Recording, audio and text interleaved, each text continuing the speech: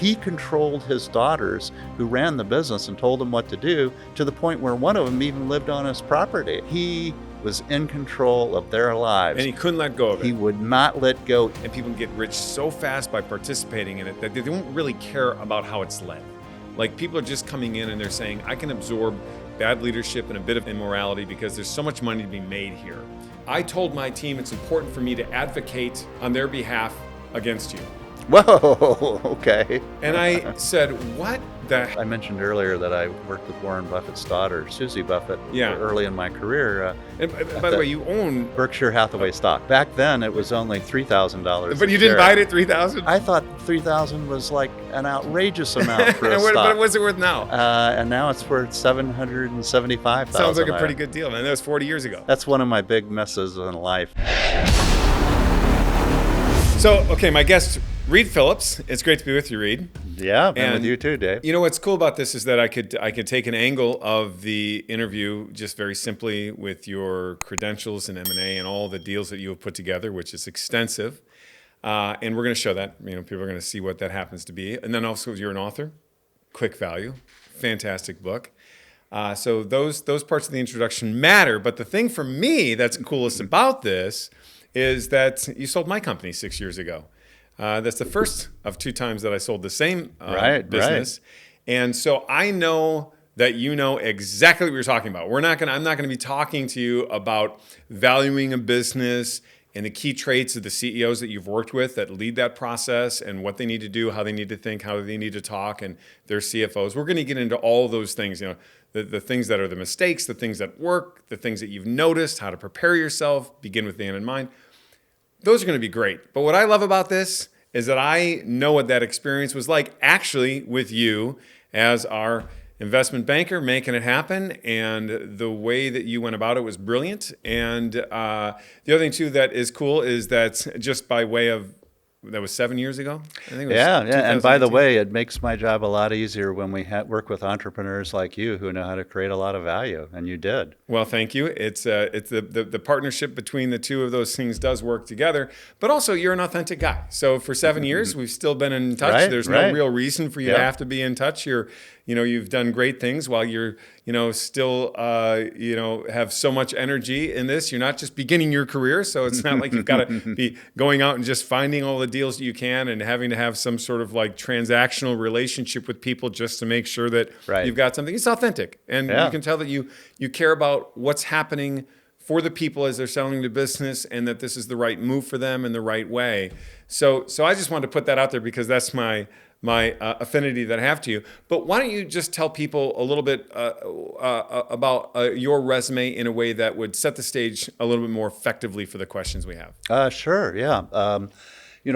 After college, I started my career as what we call an operator working in businesses. So I worked for a couple of magazine businesses in Washington, D.C., and then I started...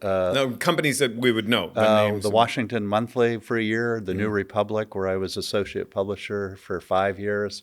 And then while at the New Republic, we started a weekly newspaper for D.C. with money from Mort Zuckerman, Joan Bingham, and the owner of the New Republic, Marty Peretz. Yeah. And that was just a phenomenal experience because you basically, starting a business versus running a business are so different. Mm-hmm. Starting a business, you have to like think through every decision.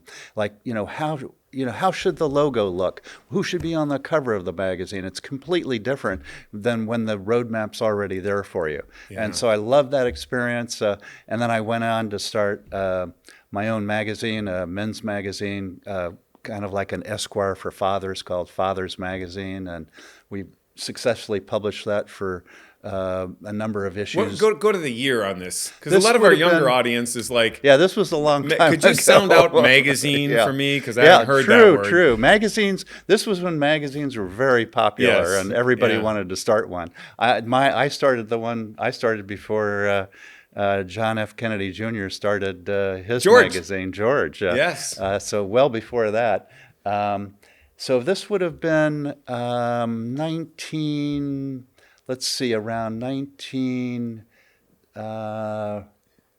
79. No, no, no, Wow. no. You know what? No, it was early 80s. Okay, early Early 80s. 80s Yeah. when we started Fathers. And we worked on it for a while. We had to raise money, so we got money from a venture capital investor.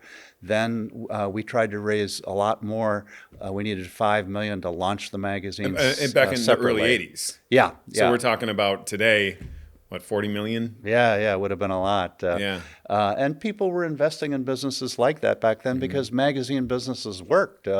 You had two revenue streams often. You had, subscriptions and you had advertising. And a lot of advertisers, that's where they put their money back then. It would be TV, magazines, maybe radio, but it was all, really before the internet became a huge factor. It was such a great time in some ways. I'm not like romantically nostalgic of the past because Right. what we have today with all of the digital services and how swift they are and interactive they are and responsive almost immediately to the things you're doing are by far superior.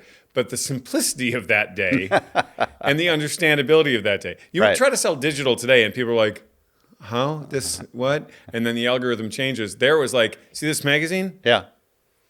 That's what you're getting. Yeah, and it's not going to change much for the next issue either, right? And this is how many people are going to get it. Right. Of course, right. people found out ways to jerry that system too, though. Yeah. With subscriptions and how many Oh, are really true. a part of it. Okay, so then from there, Then I was very interested in starting businesses, but also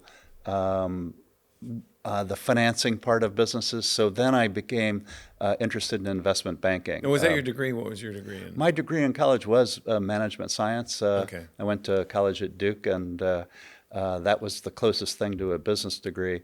And I found that, I found it fascinating when you work with investors and you're working with people that put money into companies. When I was at the New Republic, we had two operations that I sold. One was we had our own typesetting operation. I sold that to U.S. News and World Report. And then we had our own telephone marketing company, and I sold that to someone that did telephone marketing. So that was your entry into That was the my idea of- entry into selling companies. I loved it from the start. I yes. just thought this is fun. Yeah. Because you have to find a buyer that sees the value in what you're selling, and you have to convince them of the value, and it's just a fascinating experience. It is, and it's incredibly rewarding. Yeah. And when you're on that buy side too, and you're saying, we need, it's like on the sell side, one of the things that I've found in working with entrepreneurs is there's like this over and under thing. And we want to continue, by the way, with what brought you to where we are now, but kind of at that point where they either overvalue their company, Right. and they're a little bit like the parent whose second grade kid has artwork on the hallway, and they're like, "Oh, Right. my little Picasso." And Right, they're like, right. "No, it's not that good." Okay. And then there's the undervalued person, Sure. where they just think it's not really worth that much, and there's somebody out there who has been looking for that solution, who will pay a premium for it. That's right. If it was done right. Okay, so you get a taste for this, and then you go on. Yeah, I got a taste, and then I started working for a boutique investment bank. I was there for about 5 years. There was no pathway to becoming an owner, so I left and started my own company with another very experienced investment banker, and that was 30 years ago. And Wow. since then, we've built the company up. We've sold. We've done closed transactions with more than 400 clients, and it's just been a And great how many billions is experience. that? That's a lot of billions. a lot of billions. Yeah. So it's interesting you say that because right there, I'm threading Yeah. through all of this entrepreneurialism. Right there, saying, there really wasn't that opportunity I wanted, so I just started my own thing. Right. I mean, right. that is the spirit Yeah. in which you're selling companies and founding one and building it that way, which is fantastic. Okay, let's. And in terms of what we do, just because Yeah. not everybody knows, so Yeah. when I say investment banking, we're kind of like a real estate broker. We're in between the buyers and the sellers. We're There are a lot of analogies that are applicable, to the real estate broker. So we're not owners of the properties. We're trying to, but we're connected to the buyer universe. So when we talk Where did the to, investment banker name come? where did it come from? Well, because when you It sounds more professional than well, and broker. also it sounds like better than broker. it sounds like it's your money that you're lending. It does. It does. Yeah, it does. So I think to a person who's in business, who from the beginning has heard investment banker, they probably never thought about it anything other than what it really is. So it comes naturally. Right. But I know that when I've gone to friends that are not in business and maybe they're a doctor or something else, and I say investment banker, they always look a little bit perplexed. Right. And then I always say the same thing. It's like a realtor, but for businesses. Right. Because even the first time I heard it, I thought, these are people that raise money. And I contacted my first investment banker when I was doing my own startups. Yeah. And they were like, we don't raise money. No. We just are broke. We just sell properties and buy them for clients. Yeah. But you're on your own if you're raising money. Yes. Because that's the hard part. I think the investment banker invented the name investment banker. Maybe. Because it sounds so darn good. Yeah, it does sound good. It sounds like more professional. It's like being, an attorney instead of maybe being just a lawyer or something. I mean, there's some kind of cachet to being an investment banker. Exactly. That's a little mysterious, too. It is a little mysterious, yeah. So now you get into this, and I have a lot of questions I want to get into, and I think a lot of them are going to be centered around the book on how to value the business.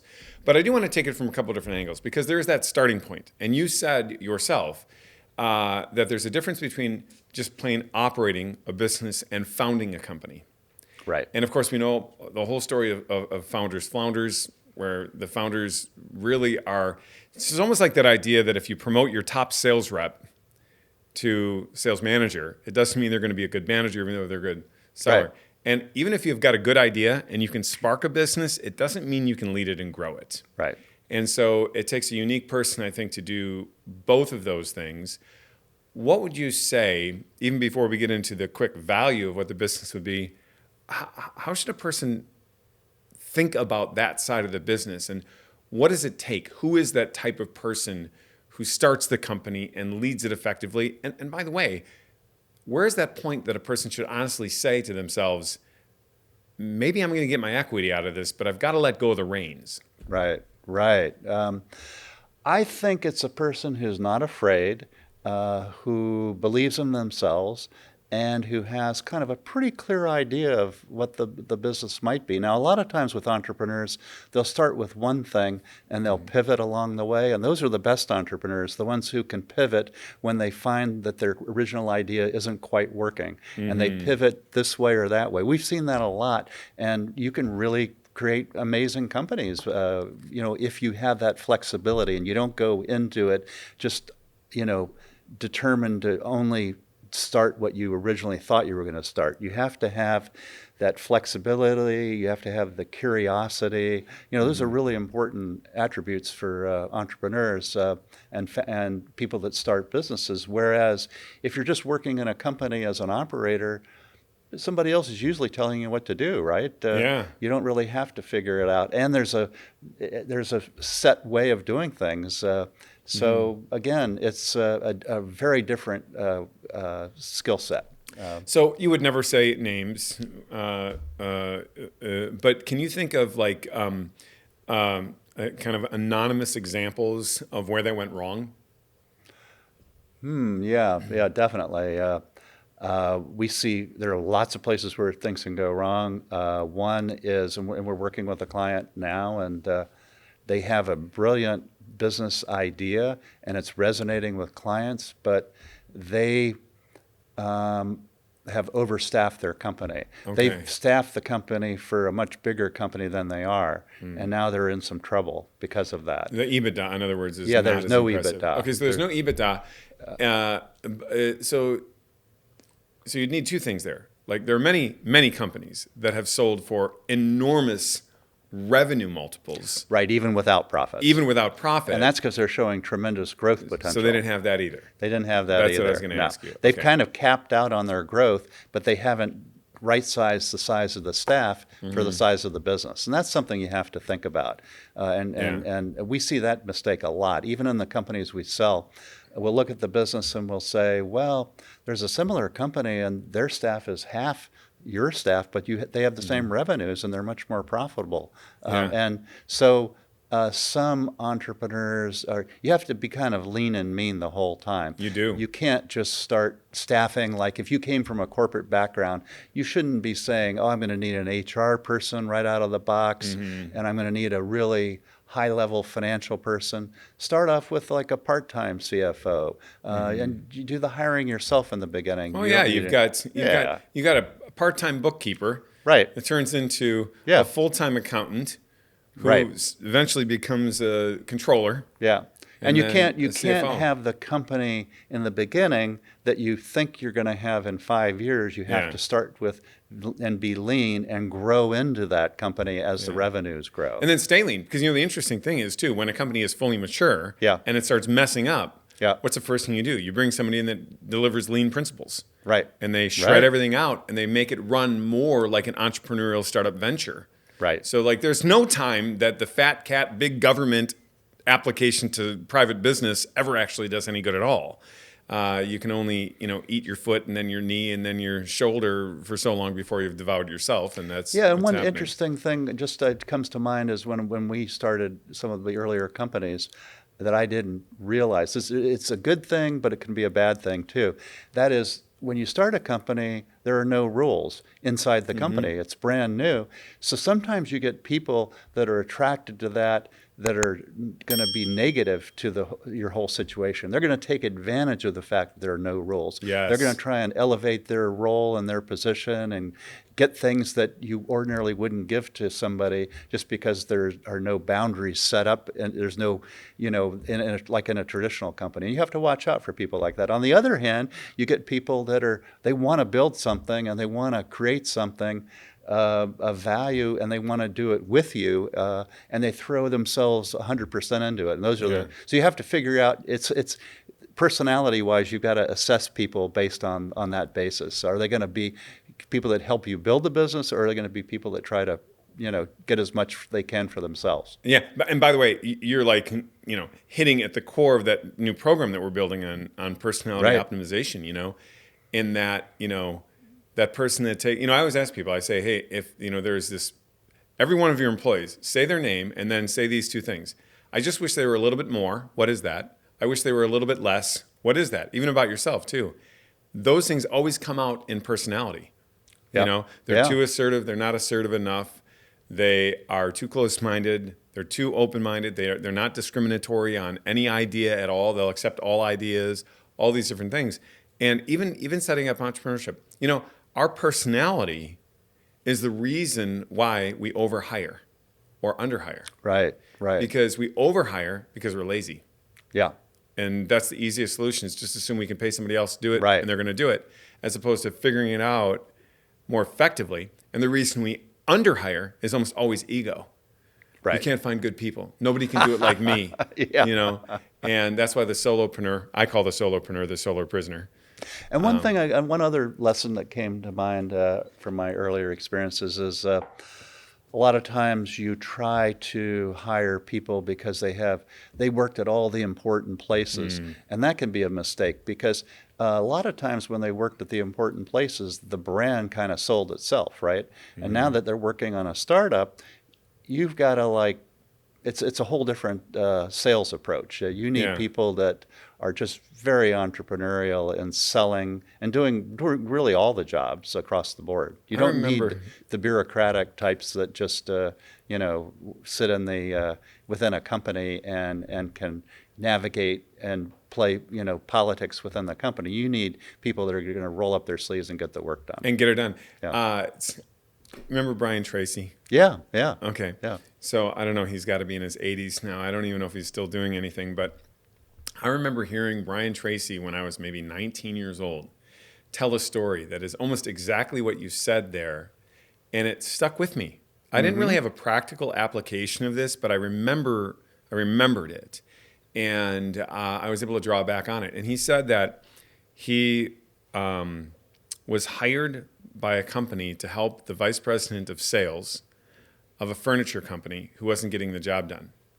So we went and met with him. and he looked at his resume, and he had a really great resume, and he had been with this major furniture company for years that was just killing it. So he talked to him more about that. And as it turned out, he was just like shaking hands and kissing babies. I mean, that thing was running hot and everything was happening. Just like you said, the brand was there. So he didn't have to really do anything. Now he's in this smaller, scrappier kind of startup business, and he needs to do something different, drive sales. And Brian said to him, he said, "What is your job?" And his answer was like an encyclopedia. "My job is to collaborate this and to bring this together according to the mission and order, blah, blah." And he goes, no, I don't. I need to know what your job is in one sentence. That's it. Could he do it? He said, "I'm going to leave today and I'm going to come back tomorrow and you're going to tell me." And he did. He said, "My job is to increase sales." Oh, okay, you got it right. And then he said, "When?" And he said, "Today." And he said, "Well, then I want you to think about only that, and I want you to promote that with your team, with everybody else." And so the guy got all sorts of swag, pens, hats, logos. And he said, "What are you doing to increase sales today?" And he handed them out, and he lived that mission, and they absolutely turned it around. Wow. That simple little, that's a great crazy story. thing, you know? Yeah. But it's exactly the point that you're making. Yeah. Yeah. Well, at least people can change, right? I mean, that's what you're saying. It's not easy, but they can change. Yeah. But Brian Tracy had like great wisdom, and he had this like ability to make a complex thing simple for the person, so that they could do it. Okay, so you see a lot of these things. You see some of those things that can go wrong. Right. What about the things that go wrong? Like if you were to say this, and I've gone through this process 3 times where I've sold businesses, but more times where I've actually absorbed companies because they were non-for-profit into something else, and there was a similar feel to it. So I've gone through the exit strategy 4 times, although I've attempted it more than that because that is also the way that it goes. When something goes wrong outside of economics, which can change, all of a sudden you can just have a market where, massive percentage of deals are closing and it just goes down, and something that would have sold for multiples more a year earlier wouldn't have. There's a reality to that. But all things equal, how much of the management team that's selling the business, how much of their dollars and cents? If you have a great management team and your books are bad, it's not going to matter, I realize. But, what is that weight? How would you say that to get it across the finish line, the performance of those individuals is crucial? Because you can just give, these analysts are smart when they're buying a business. Oh, sure. You can just give them the numbers. And today, anyone, I mean, I've been selling businesses for 30 years, and I can tell you it's changed a lot in 30 years, and buyers are more sophisticated, they're smarter, and they know how to look at businesses in a much better way than they did 30 years ago. It's just gotten progressively more sophisticated, the whole process. But the management team is really critical. And you can have things go wrong. You can have, maybe there's dysfunction within the management team. Maybe the team isn't working really together. Maybe they're at odds on certain things. And that's usually a problem. We did, sometimes we'll sell companies. There might be, 4 owners in the company, and one is retired, another one's kind of disengaged, and then one's working full-time running the whole company, and the other one's maybe working half-time. So that's a real-life situation we recently went through. And the person working full-time, they kind of realize, well, all these other people are going to benefit based on my work, and I'm killing myself. And one of the partners is, going back and forth between vacation houses, and yet when we're selling the company, he's trying to he might be trying to dictate who the buyer is, and it's the CEO is the one who has to continue to perform under the new buyer, not the person who's kind of retired. And so that CEO will think, well, I should have more of a say in this and I'm the key person they're acquiring, and that's absolutely the truth. It is. No buyer is buying the wisdom of the former owner and CEO or the wisdom of the former employee. They're putting their bet down on the people that are running the company now. And they also want to make sure that person isn't getting puppeteered by somebody else. True. I mean, they have to know that person has their actual authority. Right. in Right. in what they were doing. So you can definitely get that. But again, especially when you have more than one owner. So sometimes when we sell a company, there is just one owner, and you know kind of who gets to make the decision then, and it's fairly easy. It gets complicated when there are 3 to 5 owners, Yeah. because then you're like, well, how are they going to make the decision together? And like something may happen along the way where the buyer proposes some terms. They work for 2 of the sellers, but maybe not for the third. And you really want a situation where the three to 5 sellers, they get along, and their goal is to give and take so that there's a good outcome for everybody, and not worry about just thinking about themselves in the transaction. Yeah. And so we've had deals where we went right down to the wire selling a company, family-owned company, and just at the last minute, one of the heirs, there were 3 children that owned the business, one of the heirs said, we don't want to sell the company.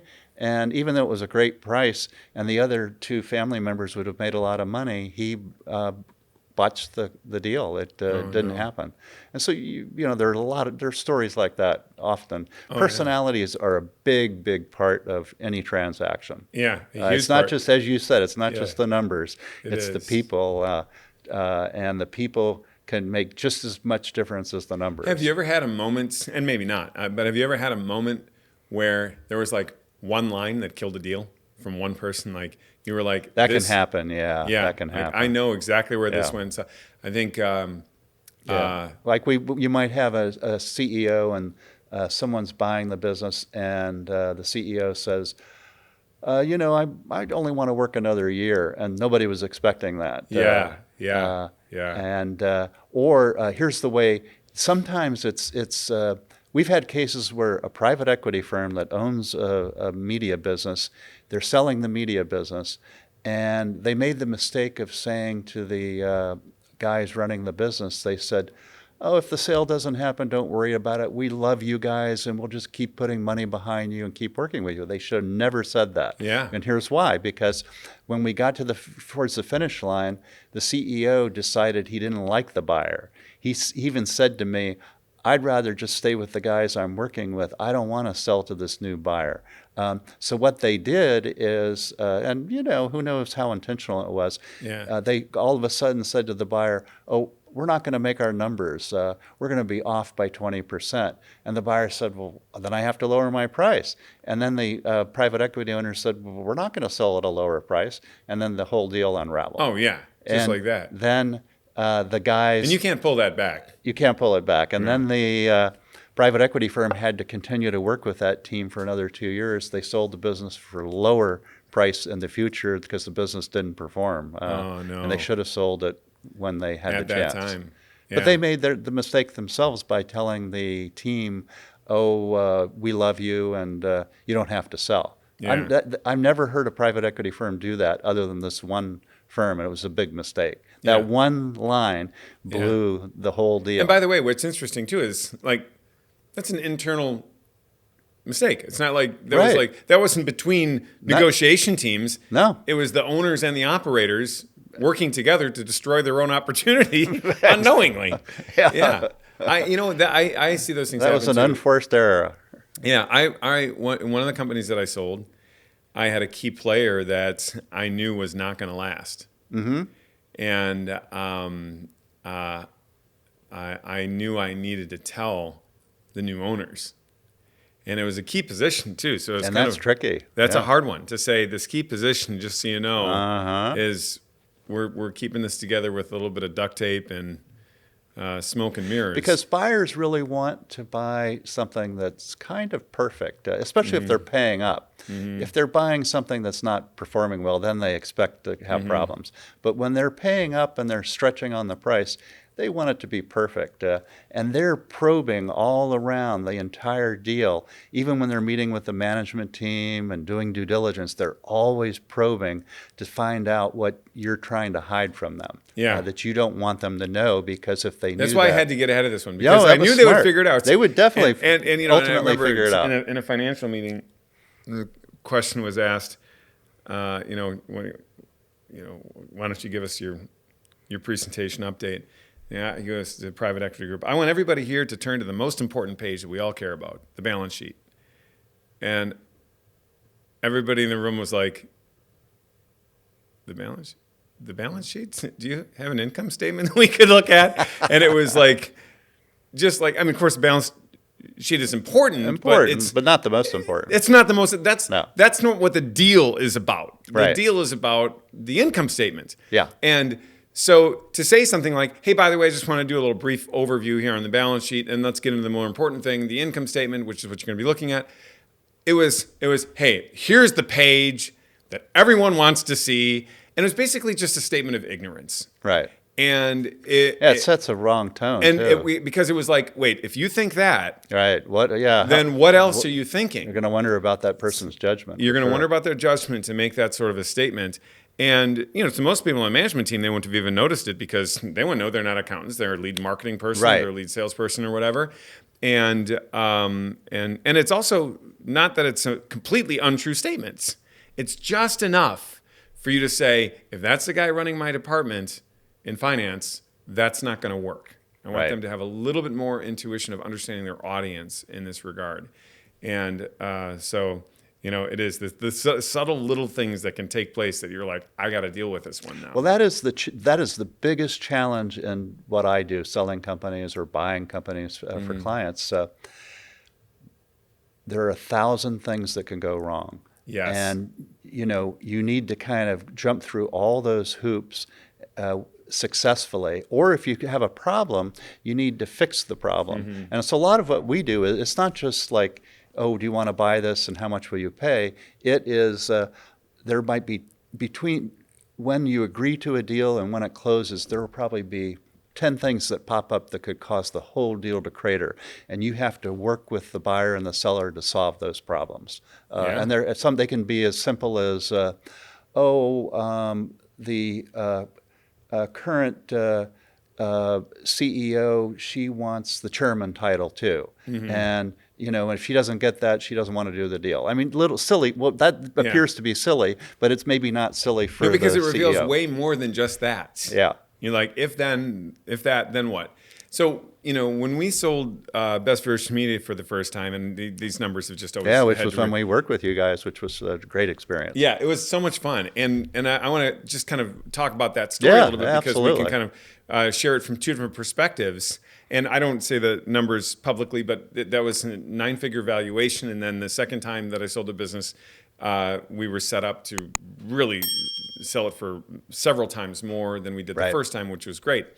But the reason this story is good is because I've been an entrepreneur my whole life, but that was the first time that I built anything that was really big enough to exit at that level. And I think about you as the investment banker being just so experienced in these sort of transactions and interactions. And me sitting there, literally, you wouldn't have known this because I wasn't going to tell you. No, you didn't. Being in a meeting and somebody would say some sort of acronym or term, and I would go, what does that financial thing mean? And then I go, well, yeah, that's a good, you know what? And then I would use the term in a sentence. Oh, you would right away? Because I knew the principle of it. That's smart. I knew the principle of it. Yeah. I've been in business. Just to show that you yes. And so I had to talk go, the lingo. I didn't know that was the language that we used for that. So I'll use that language now in it. But I was constantly learning as I was going on that sort of thing. And you are so good at your job in this regard. Well, first of all, in all the regards. I'm not trying to flatter you. I won't have you here on the show if I didn't think you were great at your job all around. But you're great at keeping. And I have, I've gone through a process now 6 times and was successful on 4 of the times. And in fact, when we went through the process together, that was a successful process.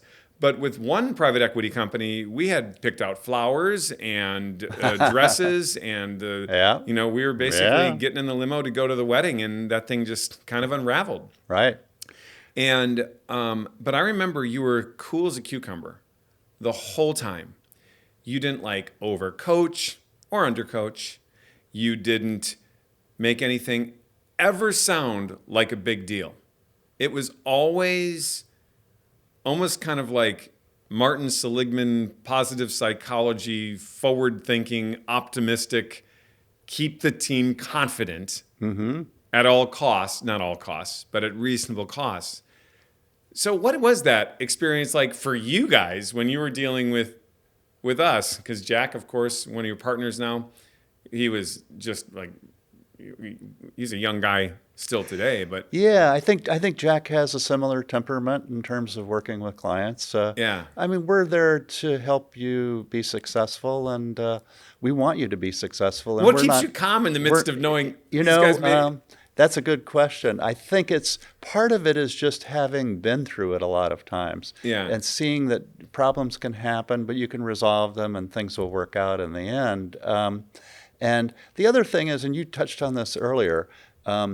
What we try to do in our company is a lot of investment banks maybe complicate things, and they say, oh, you're going to have to think about, they throw out all these terms that are investment banking terms that insiders know, but people like you really, that's not coming up in your conversations every day. Yeah. And we try to do the opposite. We try to simplify. We try to Yeah. talk in plain English. Yeah. And maybe we do throw around words like EBITDA, but Yeah. and my wife says she doesn't like to go to conferences with me because that's all people talk about, EBITDA.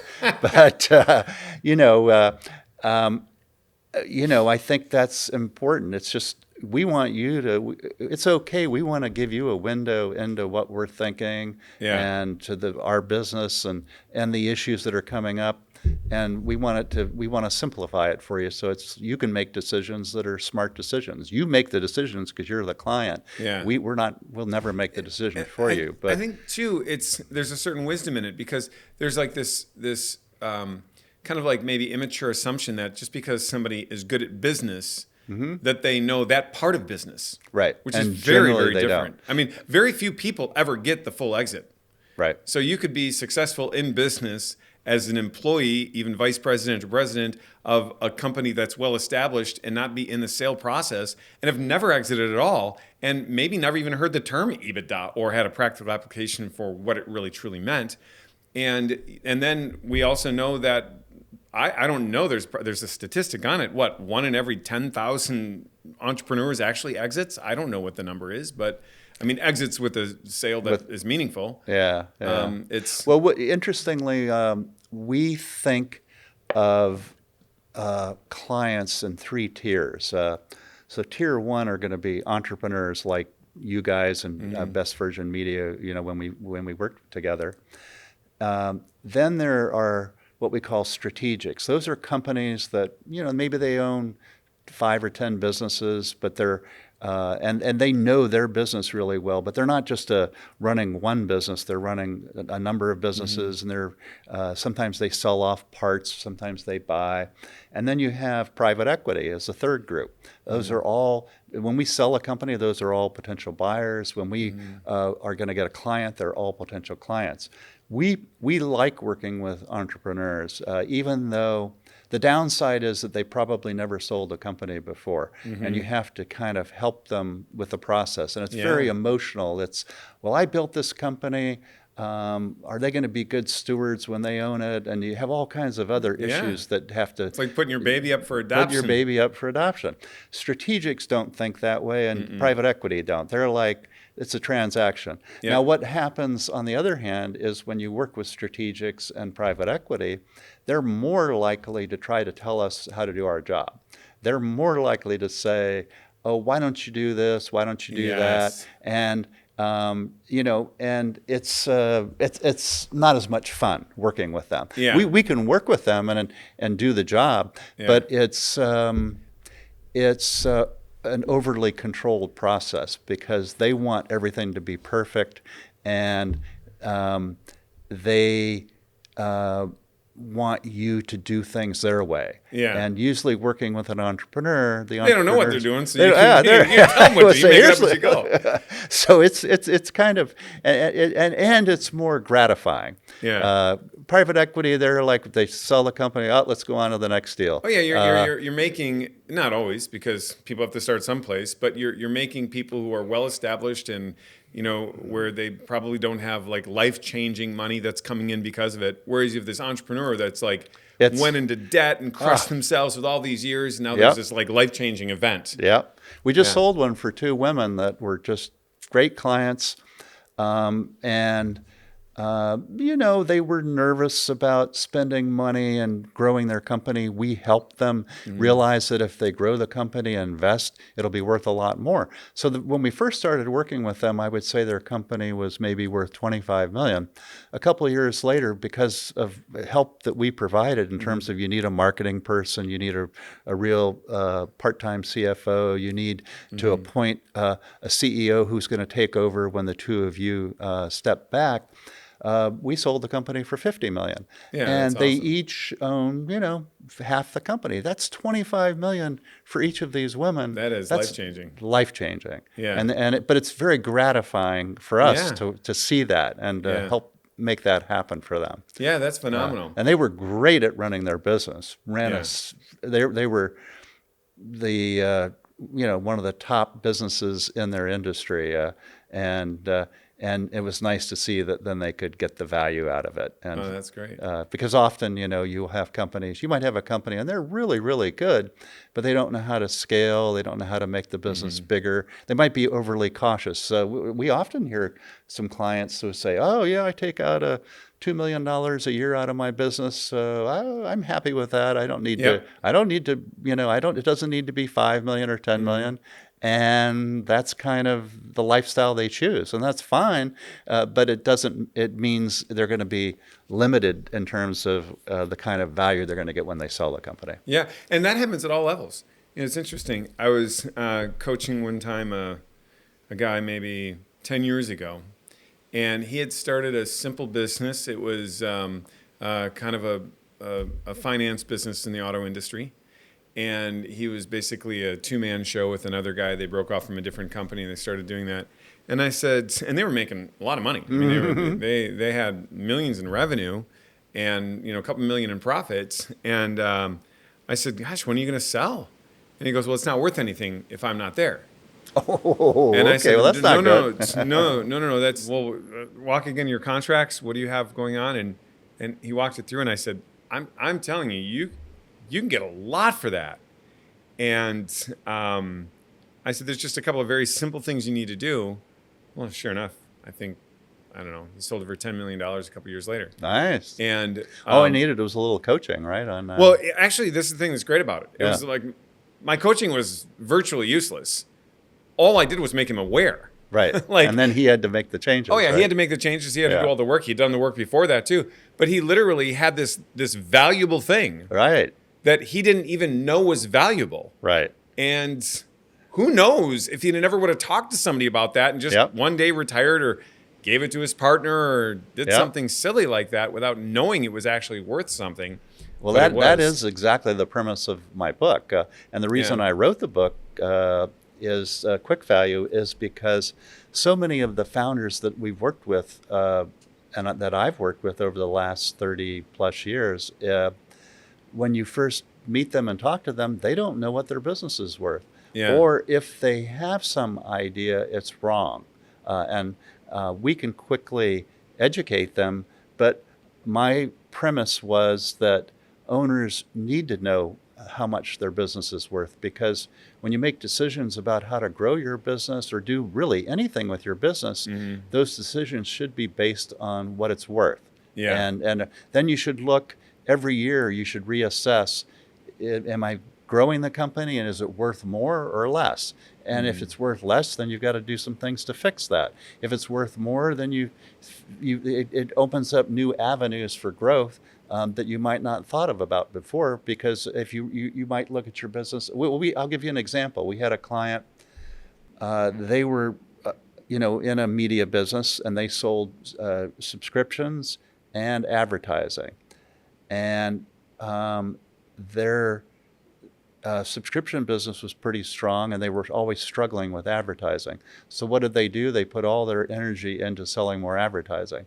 And I pointed out to them, I said, subscriptions are more valuable when you sell a company.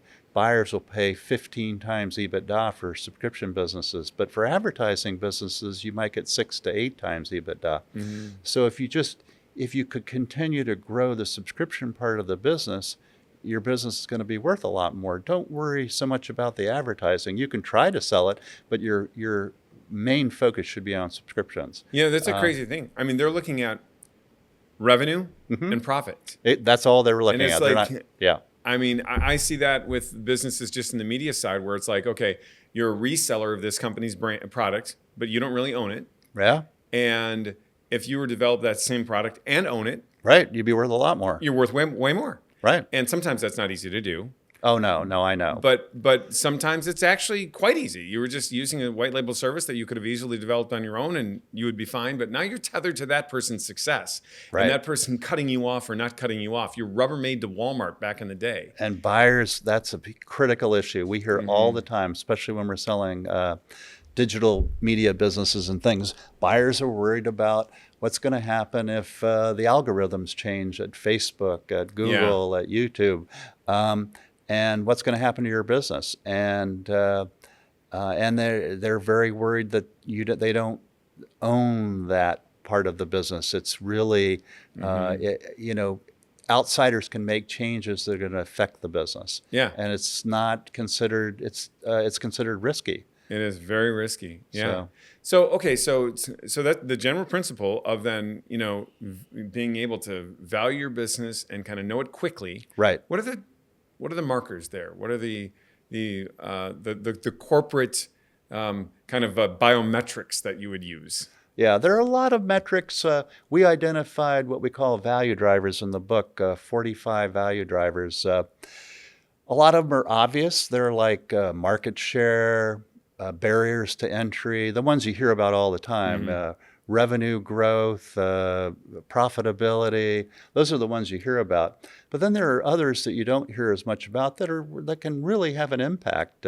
One is intellectual property. As you were kind of saying earlier, do you own what you're selling or are you a third-party seller? If you own the intellectual property, that could be worth a lot more because some buyers could look at your business and say, oh, I can do more with the intellectual property than they're doing, and that's valuable, and I'll pay more for it. So that's something that's very important. It even could be getting a CEO that is kind of a brand name. When we sold one company, the CEO had just written a book, and it was a finalist for the Financial Times Book of the Year. And he was a guy who could get in and see any CEO at a Fortune 500 company. Yeah. That was hugely valuable. We sold that company to Capgemini, which is a consulting business, and they liked it because they saw that this CEO could give them access to other CEOs and they could get consulting business, not just the business that company that they bought was doing. So I'm just kind of thinking like applying some of these to what you've done. This question kind of fits where we are in here and it kind of steps out a little bit, but there's a connection. What's the biggest deal you've done? The biggest company that maybe people would know that you sold and sold it for what? And then I want to kind of break that down. So if we say, hey, the value of your company is based on this, let's talk about your biggest deal. And where did that value come from? And even though it might be a plumber with 4 trucks that wants to value their company, there's still something in there. What is that? Yeah, the biggest deal we did, we've done some very big ones on the buy side, like $650 million where we're buying something. Yeah. But in terms of selling, most of our deals the companies are being sold for $25 million to $250 million. Yeah, that's your sweet spot. That's our sweet spot. Yeah. We sold a company just a couple of years ago for $240 million called Workman. It's a publishing company, book publishing, and it was bought by Hachette, one of the major book publishers. There are just a handful: Penguin Random House, Hachette, HarperCollins, and Simon & Schuster. And most of the big players want. I just have to throw that out there. They're a great publisher. Yeah, they are. They're a great publisher. So most of those big buyers wanted to buy this company. It was in demand, and it had been coveted by all of them for years. But it was family owned. The husband passed away. The widow was running it, and they had been running it together. She was overseeing the company, and she wanted to sell it rather than while she was still alive, rather than hand it off to her daughters to have them sell it, which was smart because she knew the business inside and out, and the daughters don't know it at all. They never worked in it. Like a quick example, in a totally different industry. When my little brother started collecting beer cans when the Billy beer was popular, Billy Carter, when Jimmy Carter was in office, my dad got into that collection. And he's the kind of guy that my dad had to do everything just right, and he was all in on everything. So within, well, a number of years, 20 years or so, he had the second largest beer can collection in the United States. Wow. I should say second most valuable. Yeah. And so as he was getting older and started to have Parkinson's, I said to my dad, I said, Dad, you love this hobby, but you need to sell the business. You know who the buyers are. You know what it's worth. If you leave it for us to sell, we're just going to get screwed on, Yeah. and we're not Yeah. going to get the value. So he Yeah. did sell it for a very big price Really? to a guy that, yeah, I mean, it was a lot of money. Yeah. Because it was valuable. He had Yeah. cans from, say, the 1920s and 30s, Wow. cone tops, and he knows all that stuff. And it's just like baseball cards or anything that's Yeah. collectible. If they're rare, they're only like maybe 15 cans like that, and then Yeah. they're in perfect condition, then they're worth a lot. Yeah. So we had, so that the moral of the story, I think, is that this woman that owned Workman, she sold the company, and that was exactly the right thing to do. She got a Yeah. great price.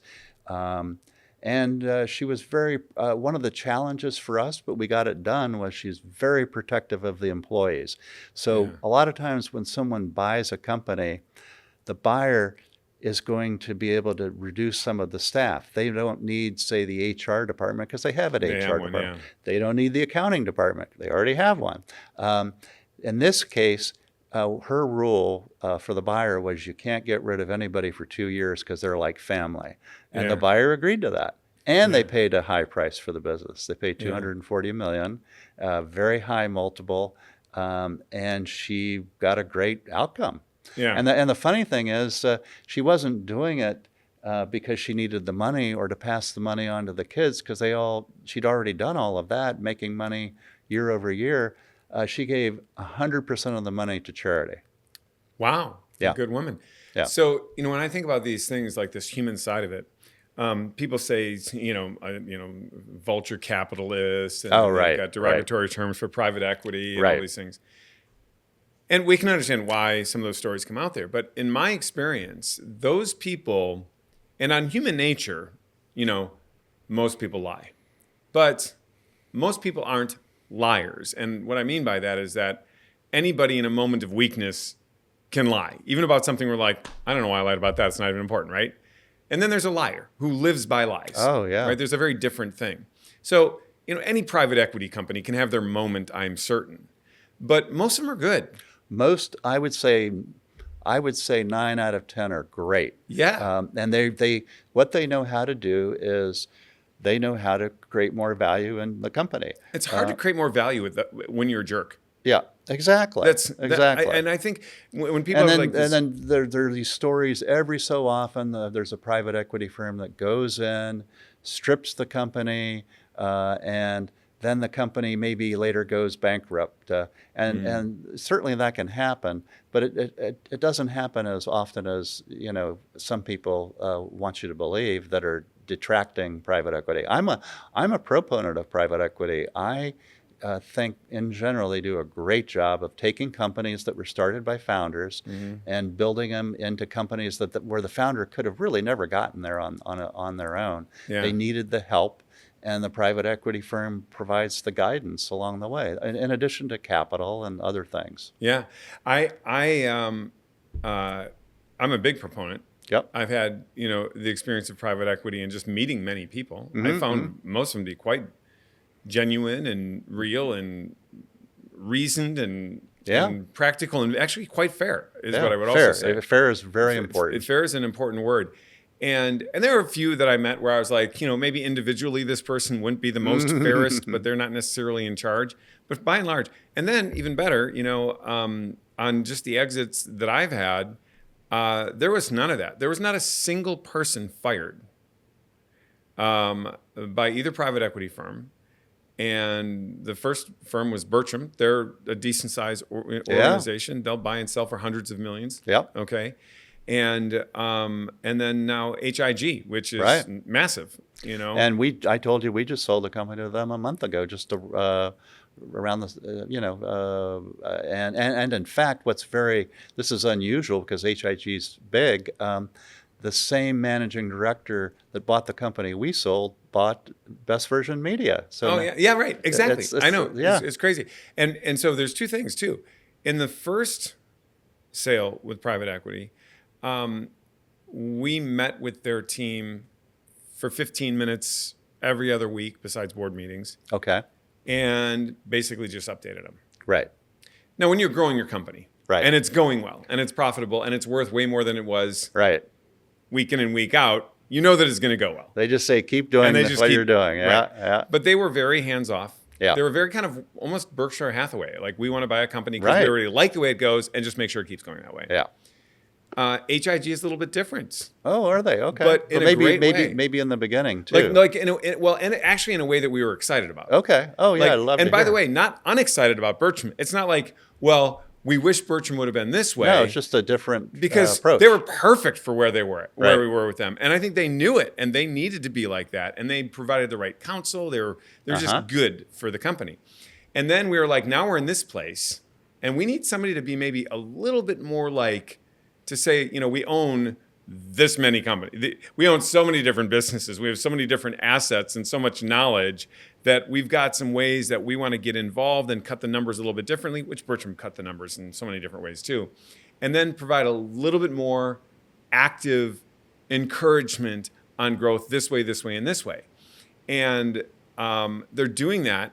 They're doing it in such a cool way. And so we enjoy it. So Yeah. I guess my point of contrasting the two is to say that there are many ways to be fair and just and good and excited with different approaches, providing the same sort of outcome. But I think if you start with a cynical approach, like, oh no, what's going to happen now? It's kind of a manifest destiny. But if instead you go, here's a reasonable thing. Mm-hmm. If I would have dropped down that many hundreds of millions of dollars for a business, I would want it to go well. Right. And I would want to watch my investment. Right. And I would feel very much the right to ask this question and that question. And if you're on the receiving end, thinking from their perspective, you're eager to answer and you're ready to go, and you feel quite responsible to get them a good return on what it is that they did. And if they do the same thing, if they say, okay, probably a little nervous because the new guy came in and we are now all of a sudden your boss. We've got this relationship where you're running it and we tell you we want you to run it, but we're going to give you advice. How far can we push that before it's too far and we kill the culture? Yeah. Well, the formula, I think, for private equity is very clever because they make sure that the founders, like you guys at Best Version Media, still have what they call skin in the game. So you're still owners. So you guys are tied at the hip, and you want to make a lot of money and the next time you sell the company. But you also want to take and care of they want to people. make a lot of money, and you want. I'm sorry. But the thing is, yes, you're tied to it financially. Right. But as a founder, Yeah. it's like when you found a business. It's your reputation. And the relationships are like Yeah. sometimes literal family or Right, of course. lifelong friends course. and people you've Yeah. made promises to, and you want to make sure that it's almost like you feel almost like a father giving away your daughter for a wedding. You know this Yeah. needs to happen because it's what's best. And there's a little bit risk because what if he doesn't take care of her? But if he does, it's going to be great. That's a little bit how I felt both times. Yeah, I have an interesting story along those lines. I was selling a company, and I'd been on their board for 4 years. And it was a small town in New Hampshire where the business was based. And they probably employed 150 people. So we went to market. We had the company sold to a buyer, and we're already in due diligence. And the buyer said something that they really kind of threw a wrench into the deal. They said, well, we're going to change your healthcare policy. We're not going to have this benevolent policy that the former owners had.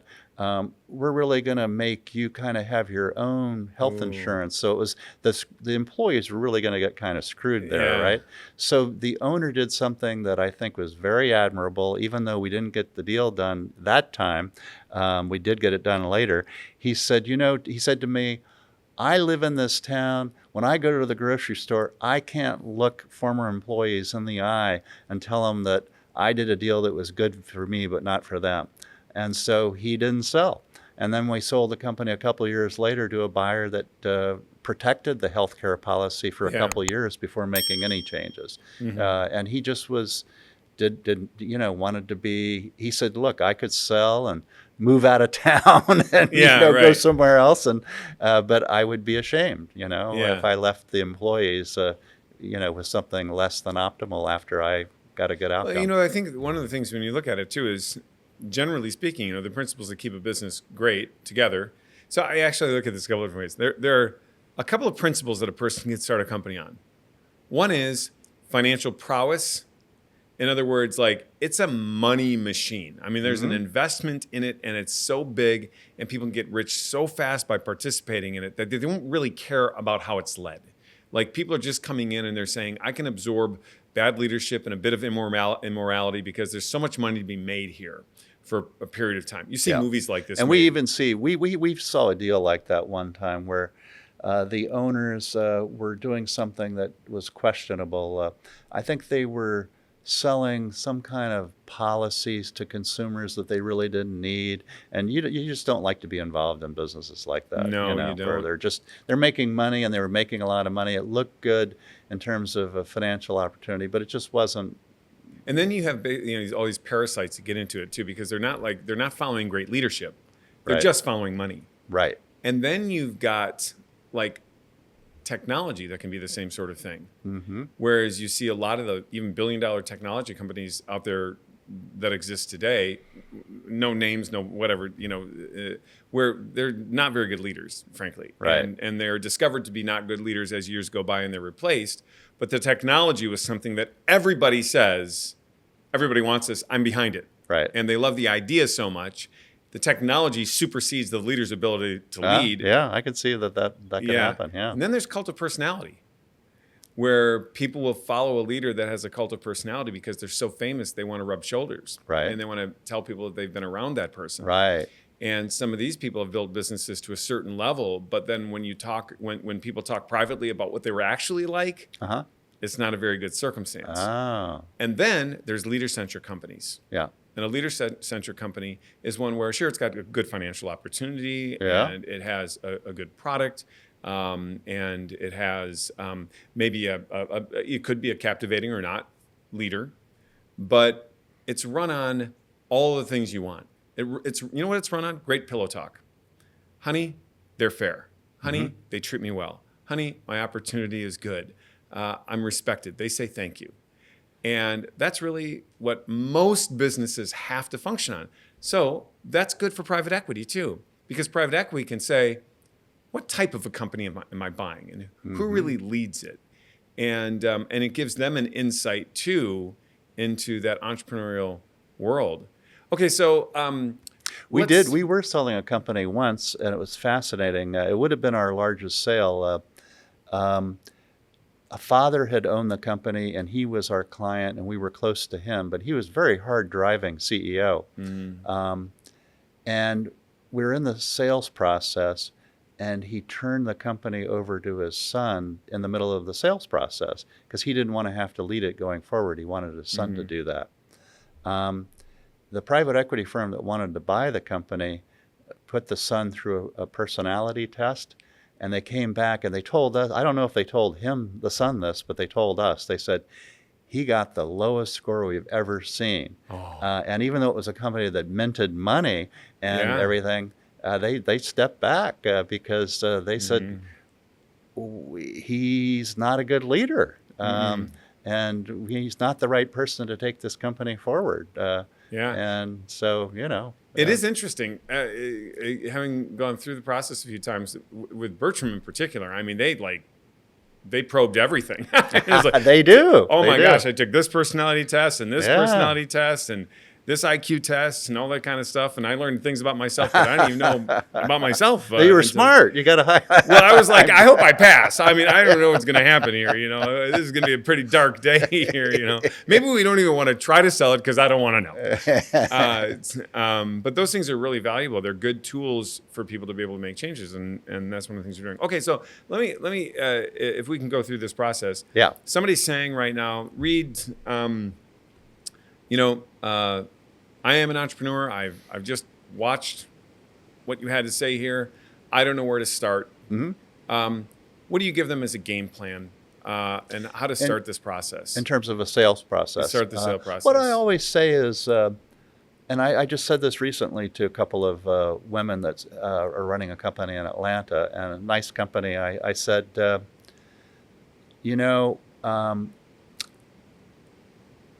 at some point you may decide to sell the company, and if you do, I hope you'll hire us, and we'd love to work with you. But you're not ready right now. You're still enjoying running the company and building it. But be ready if somebody approaches you and makes an offer, because that can happen. And even though I'm not going to get a fee, probably because you might do it on your own, mm-hmm. Or maybe they will call me and I'll help them. I said, just be prepared for that.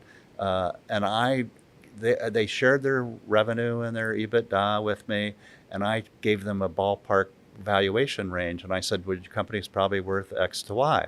I said, now, that's important to know, because if somebody comes and offers you something that's a lot less than X, just to say no right away. If they offer you a lot more than Y at the other end of the spectrum, you should pursue that, because every once in a while there's a buyer that has to buy your company, and there's a reason, maybe they won't share it with you, that they really, really need your company and they're going to overpay. Yeah. And you want to be ready for that. Yeah.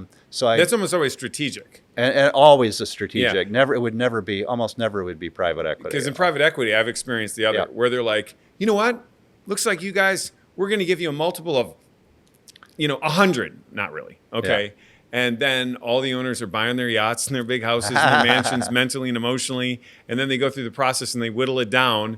And they're like, you know what? We're going to give you like 5 times EBITDA. And then they're like, well, mentally, I already bought the house and I told my wife about all the Versaces. And so, you know what? We'll just take it. And it's actually, if there would be a criticism that I have of a couple of different companies, it is to throw out a valuation that is too high to get the person mentally married to a different lifestyle. Yeah. And then take them down. And that is, you put your finger on the disadvantage of trying to sell the company on your own, because that happens more often than it should. If you hire an investment banker, you're going to get probably someone is going to take you to auction, and they're going to bring a lot of buyers forward, and there's going to be a competitive tension, so that if somebody says, I'm going to lower my price, we'll say, well, okay, but then we've got other buyers that are willing to pay what you were, your previous price, so you're going to lose out. So you have that going on. We did just get hired. I said sometimes people might get offers and they'll try to sell the company on their own. We did just have that happen, and the owner came to us and said, I got this offer, is it a fair price? And we said, no, it's... they're trying to buy you for like 5 times EBITDA. You're worth like, 8 or 9 times EBITDA. You'd be leaving a lot of money on the table. Yeah. So we got brought in, and we helped the buyer of the business understand that we knew what the value was, and the deal changed dramatically in the favor of the seller. Yeah. So they got what they should have gotten out of it. And the buyer did want to buy the business. They just wanted to buy it. Buyers always want to buy. So did you sell to that buyer? Or did you sell to a different buyer? We sold it to the same buyer. So to that buyer for a price of much more. For much more. And because they knew that they And a lot of times we use that as a threat. I was selling, Rupert Murdoch bought the Wall Street Journal. Yeah. And I was selling a company, the owner was here in South Florida also. His company... what they did is they were called the Winner Circle, and they would rate financial advisors, wealth management advisors, and they had the best system, and then they would publish in Barron's magazine. Yeah. And so they owned their business, but they published in Barron's. So we were trying to do a deal with Barron's, and I was, trying to get more value for the client. And at one point, we knew we were getting to the breaking point of where we were pushing when he said, I had to say to him, look, there are other buyers out there like the Financial Times, and they do lists like this, and other outlets. And he said to me, he was actually afraid internally. He was not posing this as a threat to me. He said, if I tell Rupert that this is the first company they bought after the Wall Street Journal, he's going to say, don't do the deal, walk away. And because he didn't want to be played, in any way. Right, exactly. So I said, okay, Experience. take that back off the table. Yeah. Let's just try to work this out. And we did. We worked out a deal that got done, and it was a good outcome for That's good. The winner's circle. When you said Rupert, you made me think of a story that I had forgotten about since it happened, but maybe you can help recreate this memory. But I remember that David Rubenstein, who founded the Carlyle Group, was interested in buying Best Version Media out of his own personal pocket. Do you remember that? That happens more and more these days. Yeah. Yeah. So he went to the Carlyle Group to get permission to write a check. That's what happens. For a lot of money. I think I was dealing with a guy at Carlyle that worked with him, but more on his own deals. And he said we don't think Carlyle will buy a business like this because of the size and everything. But they have to say no first, and then we can move forward and look. So I remember that he had sent somebody out that he thought would be a good operator of the organization. We spent the day with him. I don't know if you remember this at all. I didn't remember this part. No. Do you remember? A sharp guy.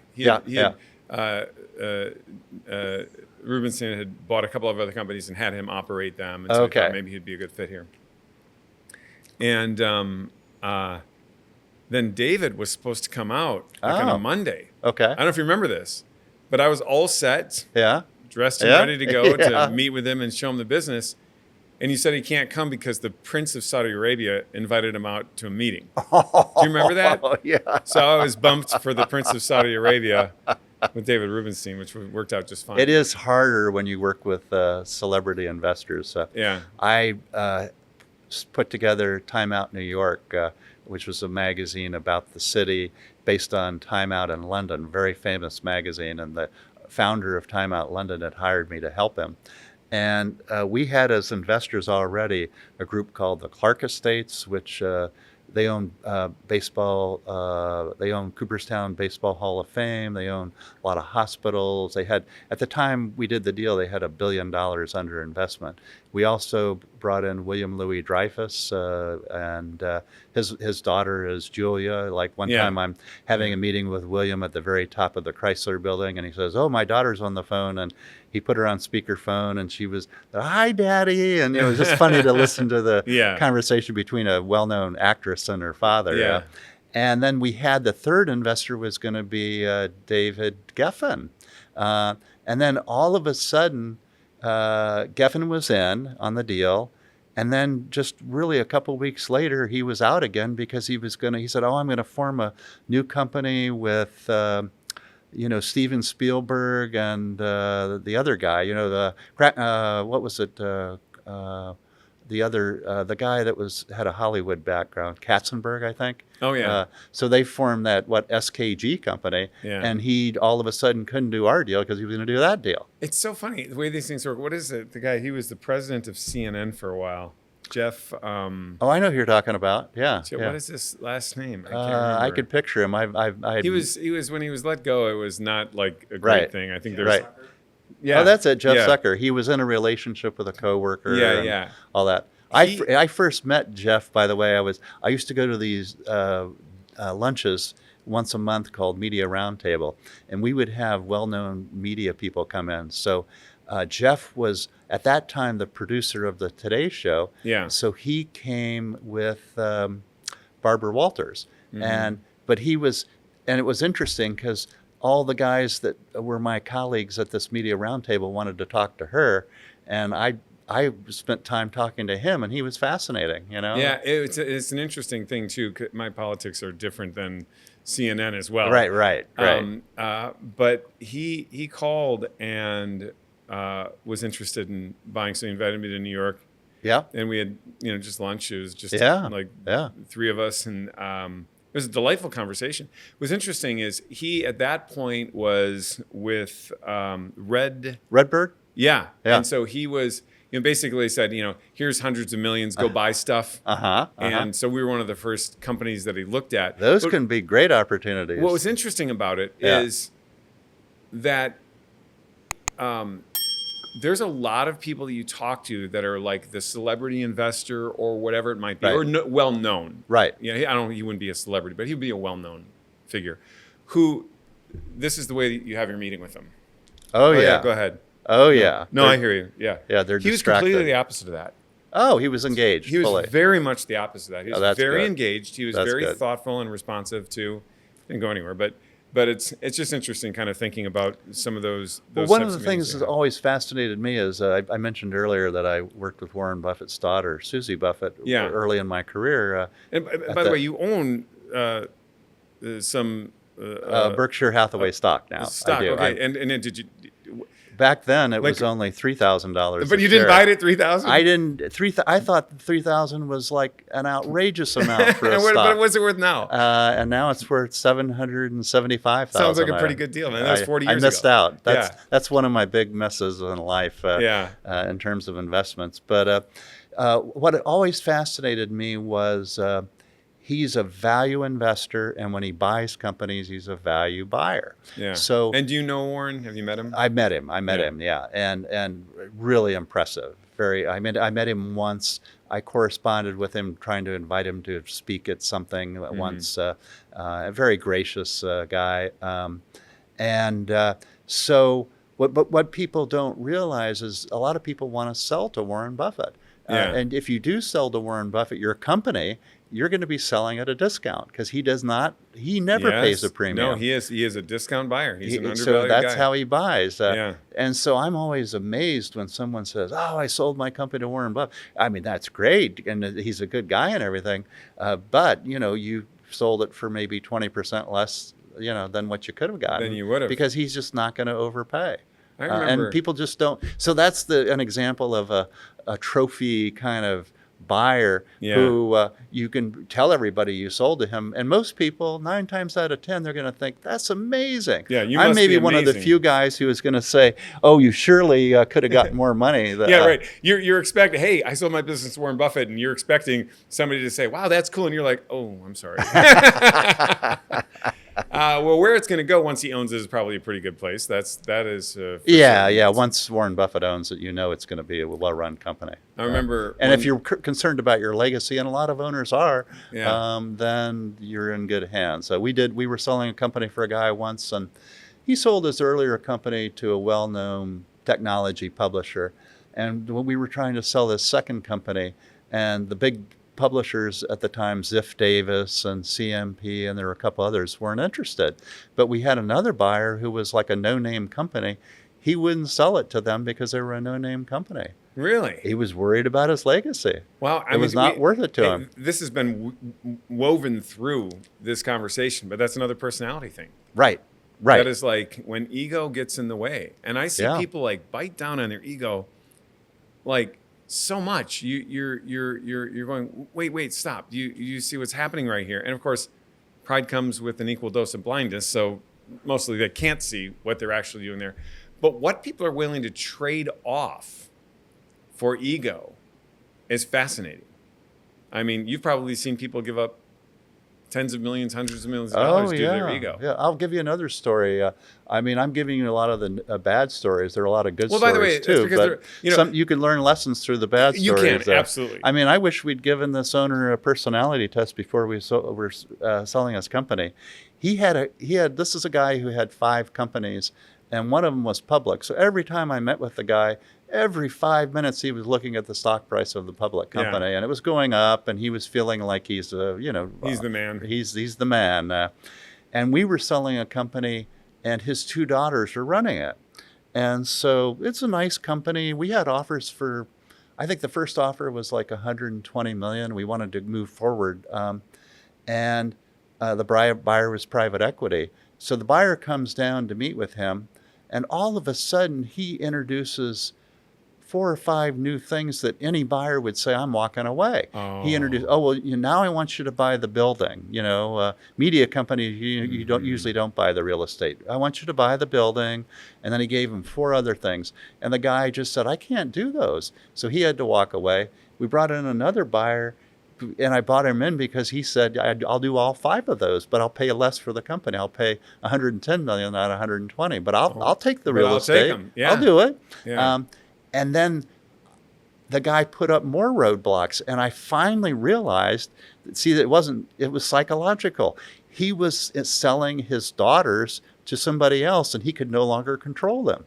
He controlled his daughters, who ran the business, and told them what to do, to the point where one of them even lived on his property. And he absolutely had control over the daughters. One daughter's husband worked for him in another business. He was in control of their lives. And he couldn't let go of it. He would not let go, even though it would have been such a great opportunity for the daughters. They would have been running a company that was, could have really grown. And they were good operators and everything. And they were crestfallen when we couldn't. They were hoping to get out from under his rules and stuff. And I've seen that before. I know of an example like that where it was just a blatantly obvious good move for this one particular executive. I don't know what percentage, maybe 40 or 50% owner of this particular company. There was another partner that was going to come in that I'll give you a parallel analogy. You're the worst team in the NFL. Mm-hmm. And Tom Brady is at his peak, mm-hmm. and says, I want to be your quarterback. And for egotistical reasons, you say, we don't need you. Ooh. That's what it was. Yeah. And the guy went on and built something massive, basically would have been the exact same thing. And they remained exactly where they are and fumbled along. Right. But it was the type of thing where it wasn't like, well, that was kind of like, in retrospect, maybe he made a bad move. It was obvious. It was like, if you do this, you will do great. And if you don't, you will stay exactly where you are, which is nowhere. Right. Which, by the way, every time we ran a company, stayed in the exact same spot. Yeah. This guy's always grew. And you just said no to it. Why? Because you're the man right now. Right. I'm the man of this tiny little empire. And it's going to stay tiny. Well, it's 2 things are going to happen. When he comes in and he blows it up, that's an indictment against my history. Oh, that's true. Good point. And I'm telling you, that you just touched on something that's this becomes important. We've talked about what's important for maybe private equity sellers and entrepreneurs. Strategic sellers, they sometimes will close a business down and not sell it, even though they could sell it for $10 million, only because they don't want the buyer to do better than they did. Yes. And because it'll show them up. And these are I'm talking like super well-known names that, if I said the name of that client, everybody in your audience would know who they are. Yeah. And they're still worried about their ego over something that I thought was kind of minor, Well, what's really also funny about it, even strategically, they could sell a certain portion, let these people run it, blow it up. Financially, they do great. Yeah. They're still tethered to it. Yeah. Maybe they founded it or they bought it and they were just transition. I mean, you could spin that in many different ways with their PR department.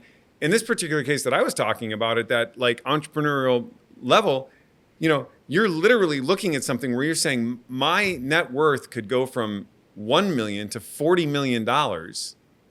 But my ego, I would rather buy my ego on loan for $39 million. And that's what's happening. Yeah.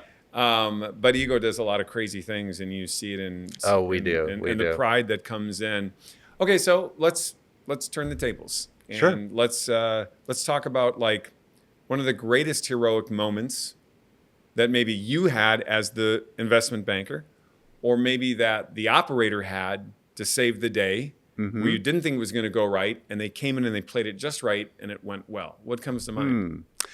Yeah, on the first part, one of the deals I'm kind of the most proud of was one we did early in our history. My co-founder and I did the deal because at that stage, in the company, there were only like 5 of us. Now there are 25 full-time people. But back then, Hey, Reed, when are you going to sell your company? And you don't know what it's worth? hey, I say what everybody says. It's always for sale. But of course, and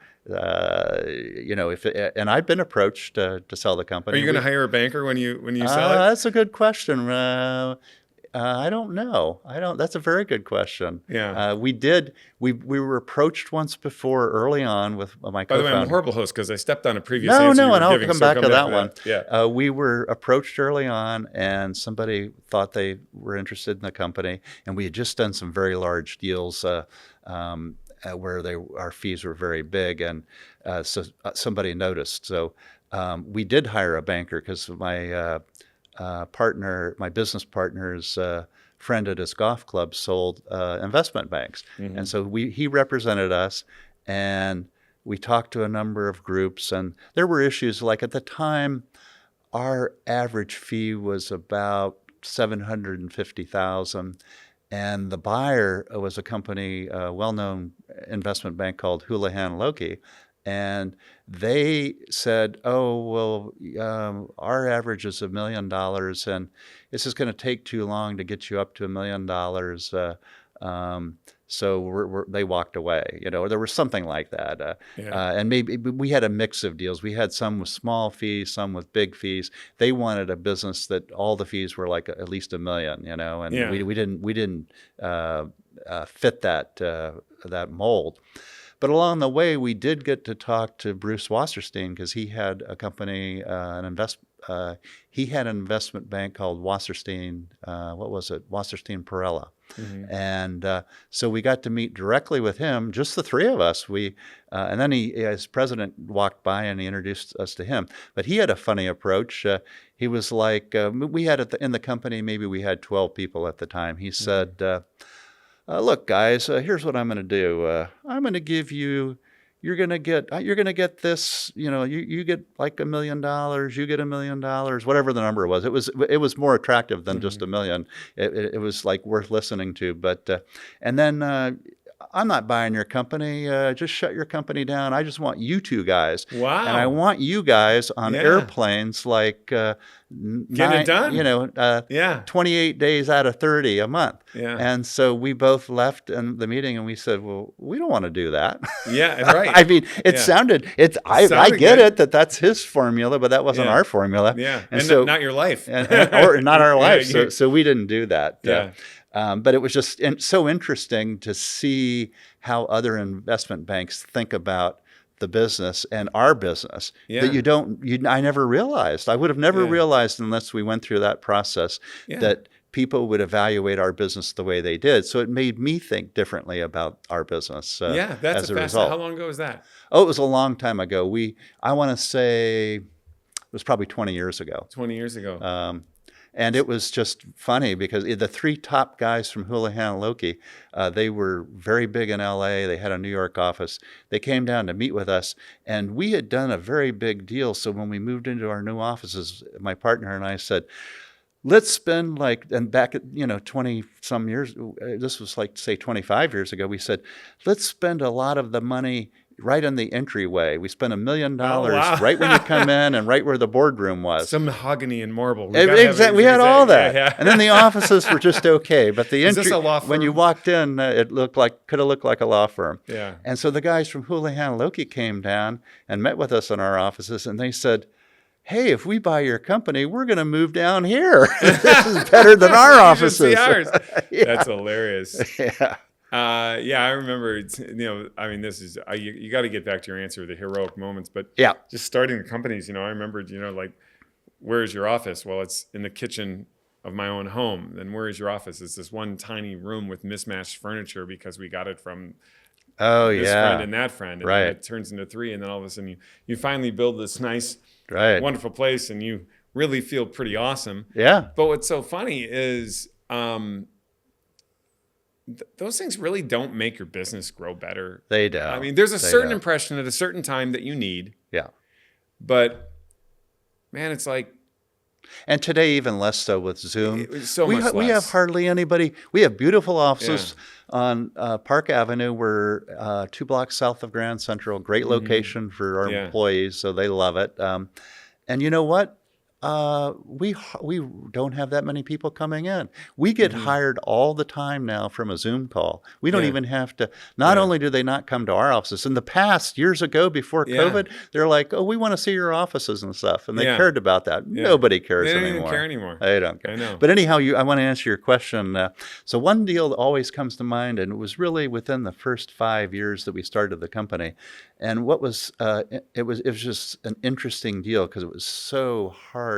Looking back, we probably would have said, no, that's too hard. We're not going to do that deal. But these guys came to us, and they had housing guides around the United States, and they were owned by 7 different owners. But they said, we want to sell, and if we each sell individually, we'll probably get 5-6 times EBITDA, because we're small. We're each but this guy controls Northern California. This one's Southern California. This other guy has Arizona. A guy has Las Vegas. Someone has South Florida. So they said, we represent, for all the new homes built in the United States, we represent 1/3 of the market for advertising for new homes through our new home guides. Yeah. So if we put ourselves together collectively and sell, can we get a higher multiple? And we said, yeah, you Absolutely, can probably can. get, Yeah. 7. So they're all 100% independently all owned. independently owned. So we said you can get 7 to 9 times EBITDA. And so we worked with them and went through the exercise on what we call a pro forma basis, which means it's not real.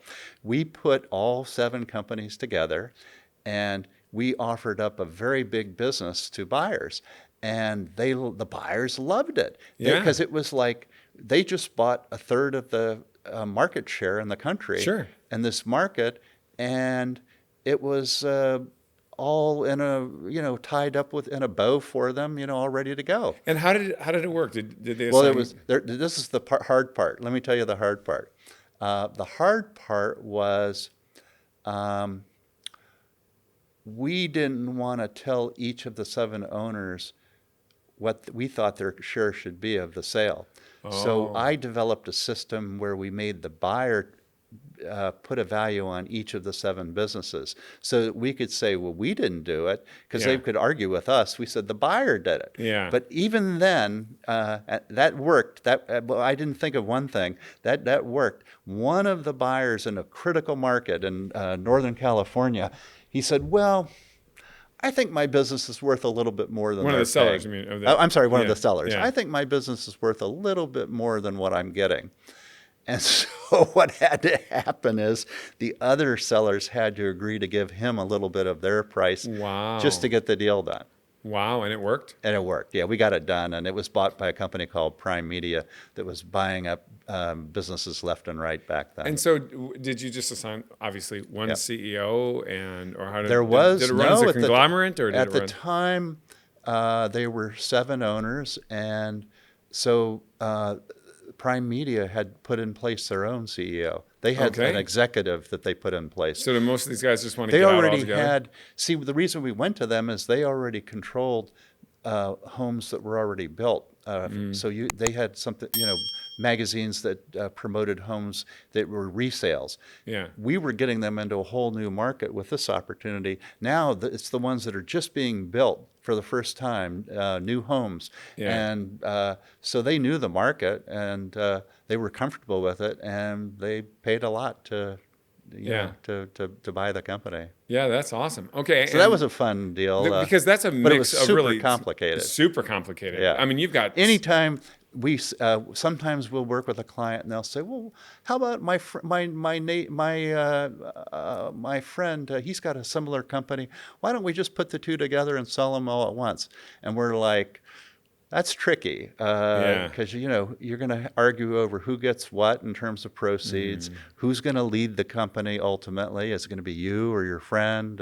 It's very tricky. And we did just try to do a deal like that, I would say a year ago. Very interesting opportunity. combined, the companies were doing about 100 million in revenue. They were going to be the market leader by far in the market. What happened is we're getting them ready for sale. One company continues to perform like they said they were. The other just falls out completely. They miss their numbers, the revenue and their EBITDA. And we're like, well, we can still sell, but your company is worth a lot less than it was before.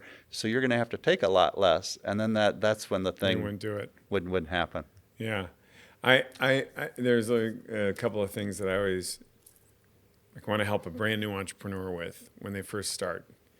And one of the things is the way they do their ownership configuration. That's like who's on the critical. team. Critical. And you always have somebody who's good buddy,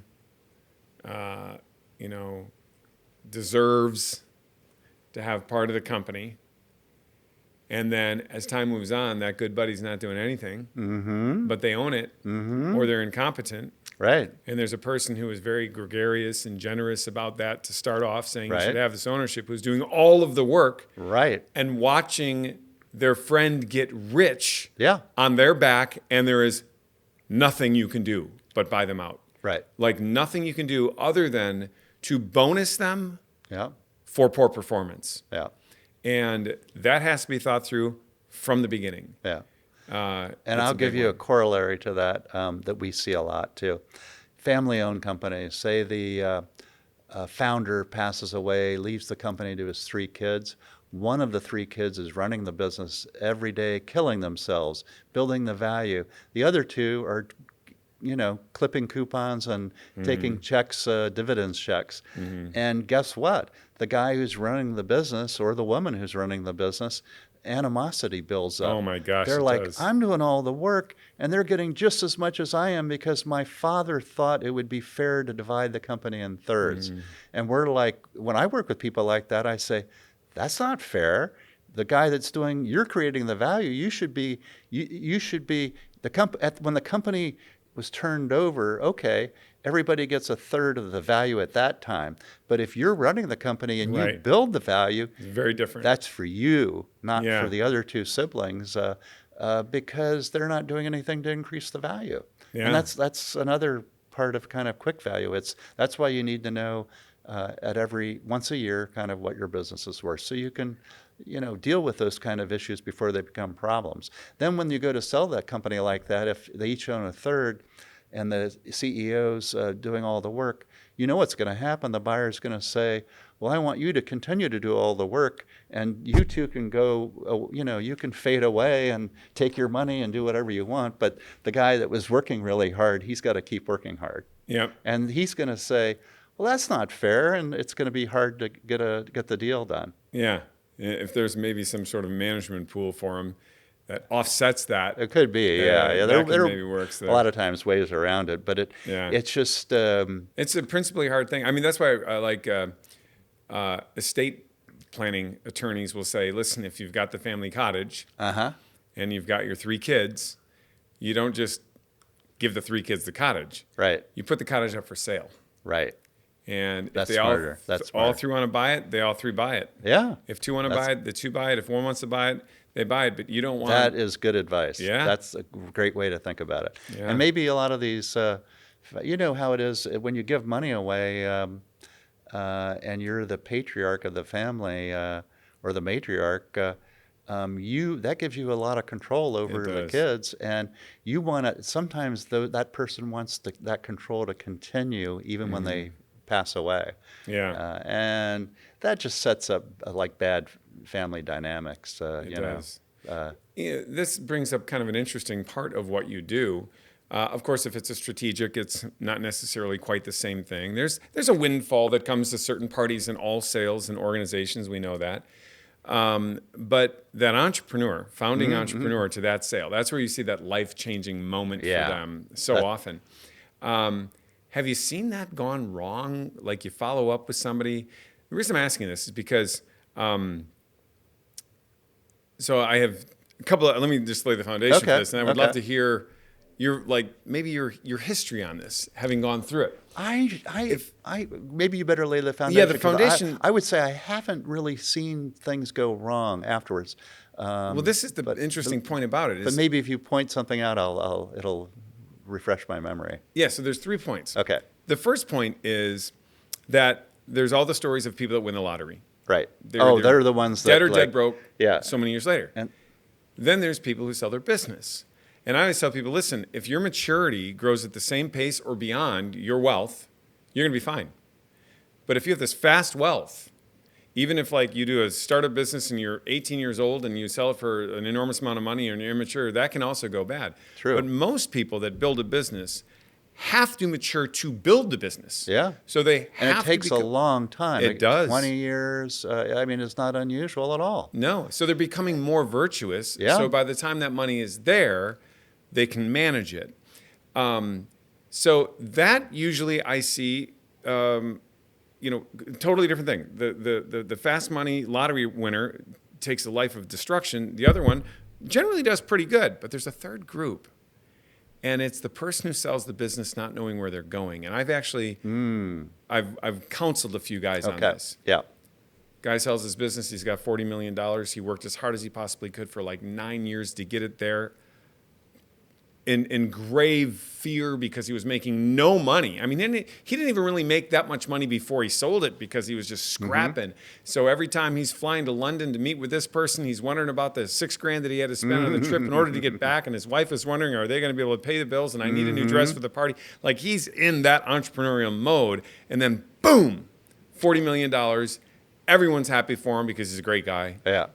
But now there's a void. Oh, yeah. And this is a real psychological thing that men and women, but men I think more because of their solitary nature, right? Yeah. They aren't quite as, social. They go into this deep despair. And that I always tell people, listen, if you're ready to sell your company, you got to know where you're running to, not from. But anyway, what's your experience just in light of all 3 of those scenarios? Yeah, we don't see a lot of people selling and then going into despair the way you've described, or even blowing all their money and stuff. What we do see a lot from founders is they sold their company, they stay in touch with employees, they know what the new owner's doing. They call me up and say the new owner is screwing up the company. Okay. I get that. And they're really, and sometimes they're living in the past. Sometimes they're right. Sometimes the new owner is screwing up the company. But other times the owner's just making changes because they've got to make changes. Yeah. But that's the owner that just can't let go. Like I think if you sell something, you have to let go. And you have to, especially if you're no longer involved, you have to be able to walk away and say, good luck. And if I can help, call me, but, I'm not going to interfere. It's like when there's a transition in CEOs. Well, the former CEO, if they're spending too much time looking over the shoulder of the new CEO, it's not going to be good, right? Yeah. You've got to give that CEO the freedom to kind of do things their way. They can't just do things your way. They have to do things the way they want to operate, and you have to give them that freedom. And sometimes they might be making a mistake. You see it, but you know what? They have to kind of live through it to learn. Yeah. It's interesting you said that. One of my guests a while ago, Bill Kennedy, wrote a book, The 80-20 CEO. And he's the operator for the private equity companies, if I remember correctly. I know he's the operator, and I think it's through private equity or strategic, where he comes in and he runs as a CEO. And he'll sometimes run 2 or 3 companies at a time as the CEO. Really? At one time? Yes. Oh, he must be good. He's very good. Yeah. And he puts together this like 100-day plan. And he is... I've only interviewed him one time, right. But I read his book, and that's why I wanted to bring him on, because the principles were so good in it. That he very much seems to me like a fair, good guy, and very reasonable, and the type of person you could work with effectively. But that doesn't make you a wimp.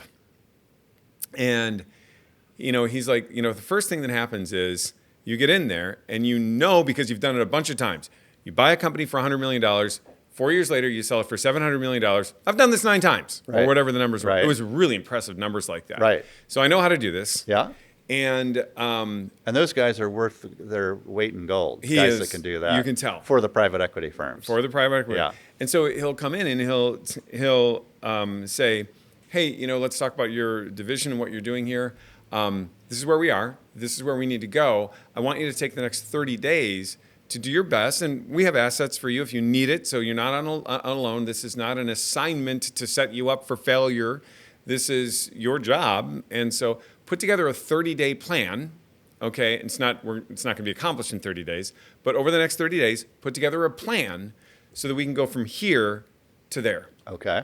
And I don't remember the number that he said, but it was something like 75% of them just say, that cannot be done. Oh, wow. And so he retains 25% of his people basically through that Yeah. process. Because once they say they can't be done, he knows he needs to replace They're them. out. Yeah. Yep. Fascinating. Yes. Fascinating. And I would never do that. If somebody told me that, I'd say, well, let's figure out a way to do it, right? yeah, I mean, but those are the people you want to work with. Yeah. But if you've got a company, because you're buying distressed Yeah. companies, I'm pretty sure. Yeah. If you're buying a distressed company, maybe they figure. you've got to know 75% of the people there are thinking the wrong way in the first place. So it's kind of like a pre-assumed thing. I mean, if you're not probably getting rid of 75% of the people. But, what ends up happening is most people are exiting on their own. I mean, there's this classic saying that God doesn't send anyone to hell, that people choose to go. If the gates of hell were open, nobody would leave. Okay? Well, that's kind of this philosophy of Bill Kennedy, which is I'm inviting you to be a part of this amazingly great thing. Right. And I'm even giving you the power and Yeah. the keys and the control to build the plan to get there. Yeah. And you're choosing not to do that. I mean, who wouldn't, if you were in that seat, look up this guy's reputation and say the guy's done it like 8 times?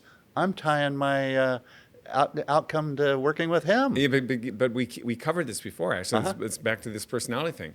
Because what does that say about me? Ah, right. It says he did it and I couldn't. Yeah, Yep. I get it. And I couldn't. Yeah. Yeah. But he was also very smart about that. I said, what happens when you go in and you know that 30-day plan isn't as good as something that you would have done? Yeah, I could see that happening a lot. Yep. He says, I would rather have them do their plan that's not as good as the one that I know that would work and own it Yeah.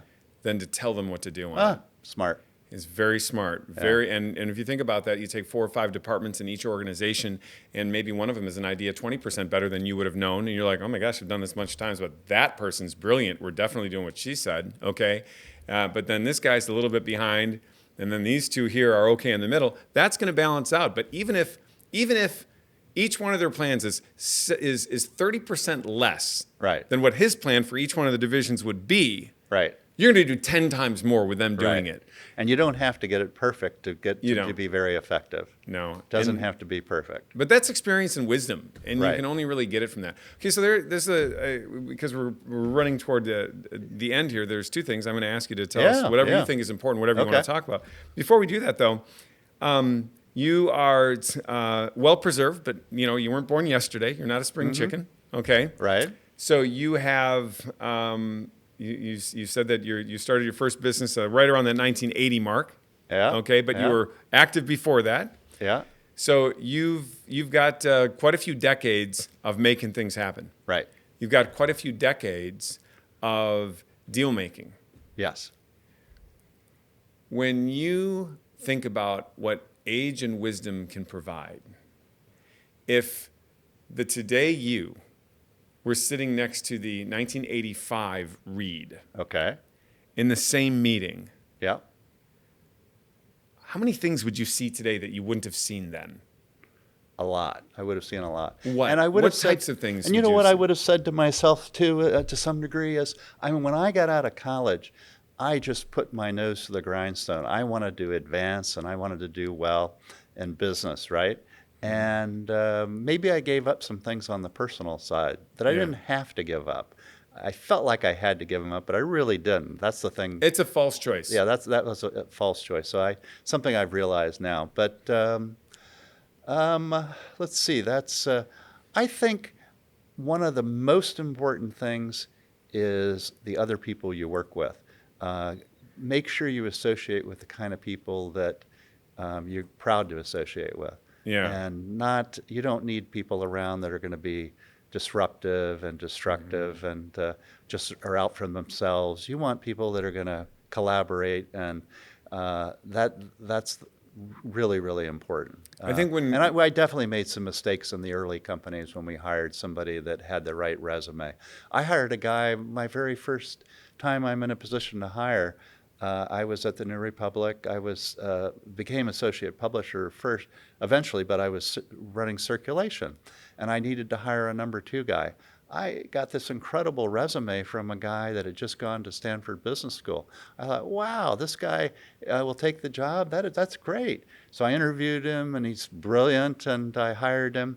I'm telling you, within the first 30 days of working for me, he went around to the entire company and met with everybody in all the other divisions, asking them what they do and learning the business like a consultant would do instead of doing his job. Wow. So I went around to all those same people and I said, the guy is not doing his job. I'm going to have to fire him. And I got buy-in from everybody so that when I fired the guy, he thought he had allies all around the company. Oh, yeah. And they were my allies. They were like, you didn't do your job, buddy. So, but I made a big mistake in hiring this guy. I hired him for his resume. He sounded great. And I've gotten, over time, a lot better at hiring the people that are going to perform and collaborate and not be out for themselves. Yeah, it's interesting you said that. So one of the things that I like to help people recognize is, this very idea of like personality, what stands out, what doesn't. And an interview question that I ask people, and I want to come back to this idea of this person planting these seeds because I have a similar story, so tell me an example of when you've sacrificed for something lately. Good question. You would think so. Yeah. And it is. It's a great question. I love to ask it. It's very insightful. It does well. But Stephen knows. We posted that on social media. It ended up being a short that we put out there. Oh my gosh. I think it was like 350,000 views on Twitter, like almost overnight or something like that. And very similar, I think, on Instagram and whatnot. And the comments were 60% negative. Really? What a horrible question.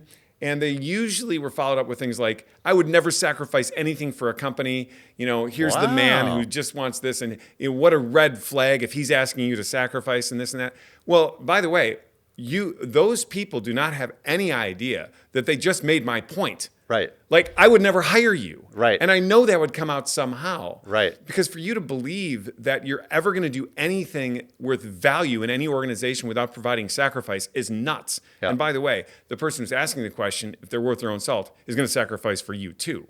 Right. Like, that's a part of it. Well, yeah, for sure. But I always tell people too, here's one category of persons that you always fire immediately, and it's a passive-aggressive person. And the passive-aggressive person is almost always a person who psychologically profiles as a person who goes to plant all those seeds of allegiance, like that person did. They do that. I've noticed and then what they do is they don't say it directly, but you walk away from the meeting going, did they just threaten me? Like it's basically this thing where they don't say it, but any wise person can know that they just said to me, if I quit, everyone's coming with me. Right. And everyone's on my side. And you're like, I think that you just and you simultaneously suck at your job, by the way. That's always a part of it. Yeah, right. And when I was young, I didn't see that. Yeah. But it got to be to the point where I would, our company always won all the culture awards. We still do. Our current CEO is just fantastic at maintaining and building culture. Right. But there have been a few times where this little pocket of like 2 or 3 or 4 people in a department spills out. It's like this weird negativity that doesn't really match. Performance is a little bit off. Attitude is a little bit off. And it's confusing. And I remember one time I said to the directors as we were trying to figure this out, and we always did a culture review. It wasn't just like mission review, but like what's the vibe in the business? And this came up. And a couple of department heads noticed it because there's a little spillage into something. And by and large, this is a small percentage, but it didn't matter. For us, we were like looking for every single sign. And I said, you know what? And they were much younger. These directors were all late 20s, early 30s. And me being the old man that I am, I saw something that I wouldn't have seen. And I don't overmanage anything. And they also had their COO that they reported to, but I was in the meeting. So I just passively said, I want you to keep your eye on this particular person. Because I noticed some personality traits about that person that tell me they're passive aggressive and they're doing it. It's the bigot that says, I have a lot of friends of this group and category. It's just that, and then they say a derogatory thing about him. And you're like, wait, which one did you say to me? Okay. And so it's the type of person that says, oh, I love working here. It's amazing. It's just that there's this one little, and they plant that tiny little seed of doubt. And they said, no, it is absolutely not her. It is not her. She is the part of the solution big time. If she left, this whole team would leave. Everybody loves her. I said, that's actually one of the reasons that I believe that's true. Yeah. And just keep watching it. Right. Week in and week out, we'd go to the review. No, but their conviction was diminishing. And eventually, and I said, okay, just so you know, you're going to live and die with the problem anyway. I mean, if this is big enough that as the CEO of the company, I need to step in, I will. But right now, you can manage it, and you're the ones that have to deal with it. And 2 months later, they said, you were right. And they fired her. And instantaneously, like literally instantaneously, like pulling out the sliver, everything was restored. That's great. And that happens so often. You hear stories like that. It is, but it's age and experience. It's hard to see when you're everybody's had example. We've had guys like that that we've hired, and they're just kind of a cancer. And then once they're gone, the whole mood lightens up, and it's just, you know. But I think people are afraid to fire people. They are. And you have to get over that. You have to say to yourself, this is how I got over it. I said, you know what? That person's not performing. It's bad for him or her too. If they move on with their lives and do something else, they're going to be better off. And the sooner the better. And then you just tell them it didn't work out, and you do what you can to help them. But you want to move on. And really thinking a little bit more about your question since you asked it in terms of what I would say to my younger self, I would say the key to business for me, and maybe for others that are listening, it's all about managing relationships. So it's managing people who work below you. It's managing the people that work above you. Yeah. It's managing your clients. It's managing customers. It's managing a board. It is managing relationships all the way around, like a whole circle of people. And you have to be good at all of that. You hear stories all the time about, this person manages up really well, but can't even manage their own team. Yes. You know, you got to be able to do it all. That person is the one I'm most dubious of. Yeah. That is a placater. Yeah. Yep. That is who that person is. Oh, yeah, exactly. Yeah. And you and I now at our age and with our experience. Hey, don't drag me into this our age thing, Reed. What are you doing? We've seen it all, right? You probably look younger than me. As people are watching, they're saying, this guy's younger than him. You're well preserved. Yeah. But I think a lot of it just comes down to, people and being able to work with people. You have to, and what I do, what almost anybody does, you have to work with a variety of people, and not everybody's going to be just like you. And there is this temptation. I had it happen to me when I'm hiring people. You kind of think, I like this guy because he's like me. But you got to hire people that are different, and they bring different skills, different outlooks. You can't have a bunch of guys that look just like you in the company. You need different opinions and different. Despite the fact that would be a great-looking company, you gotta diversify. Let's do a group shot. It's funny because it is so true, and you have to give them room to roam. Yeah. If they don't have the authority and the resources to do that, and then you just see their greatness. So when leaders feel threatened by people in their organizations that are doing better. So there's two things kind of philosophically on this. You'll sometimes see that. A rising star within a division, and that leader feels threatened by them. So they become not their advocate. But I saw this in an organization. I fired this guy. But in his organization, there was this one particular woman where he made her look horrible. And I was like ready to fire her, but I Just didn't. based on what the feedback you because got, and right? it was routine Yeah. over and over and over Yeah. again. And I was like patient about it because there was just some intuitive thing that said there's just Something wrong something here. is not adding up here. Yeah. And when all of his true colors finally came out and I fired him, I sat down and I talked to her. And I talked to her previously too, but I couldn't tell which one of the two was lying. It's Right. basically what it came down to. Yeah. Well, I can see that. You Yeah. know, because it could get really complicated. And in justice and fairness, when you don't know, right. you can't just like Yeah, go it's someplace. smart that you Yeah. heard her out, you know? So the long or the short of it is she went on to be not only one of the top performers in the company, but one of the most respected and beloved people in the organization who Amazing. had personal virtues that by far exceed others. Yeah. And the crazy thing about it is that he made her look bad. Huh. And that was to protect himself from her Right. flourishing. Yeah. And that, of course, is just That's horrible. something you really have to watch for. That's a hard thing to watch for, but you have to have your eye on You do. that. And then another one is called umbrella. This is my own term. Yeah. But it's umbrella leadership. Okay. So this is where, if you had this happen, where you've got a certain division, Uh-huh. and there's a subculture within each Yeah. division within Yeah. your organization. Well, subculture is great, actually, because if that subculture is consistent with the overall corporate culture that the CEO puts in place, it's just like extra flavor. Uh-huh. Uh-huh. You know? Oh, I can see that. Yeah, but if it's a sweet dish and it's sweet and sour doesn't match the dish, and they have a little thing going on, Uh-huh. that's not good. So what I see is this thing where some leaders put an umbrella over their division, and that division's culture is not at all the rest. You can see it's kind of negative, Oh. and it's kind of infighting, and it's kind of nasty. Yeah. And whenever you dive into this, you almost always hear something that is close to, hey, I know Reed, he means well, but he's got these standards that, they're not very realistic. So I'm kind of the everyman.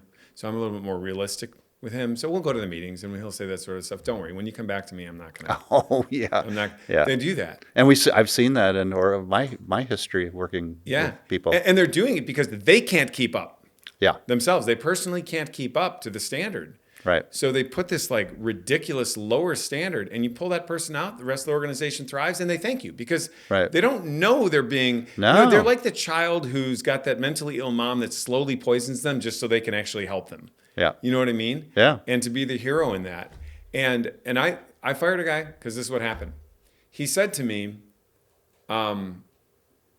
I told my team it's important for me to advocate on their behalf against you. Whoa. Okay. And I said, what the hell did you just say to me? Advocate how? I'm on their team. We're all on the Anything they same team, want. right? We're all on the same team. Right. Anything they want, Yeah. they can have within reason. Mm-hmm. So what are you advocating for? And it really came down to the fact that he was advocating for low performance. Ooh. Yeah. Yeah.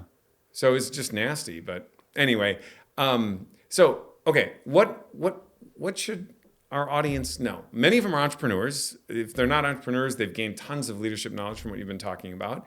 If they're not entrepreneurs, they're senior team leaders and they're responsible for building a good, responsible organization. What are the parting words of wisdom that you have? Well, I'll just say, and it ties in with my book, but think in terms of building value every day that you're at work.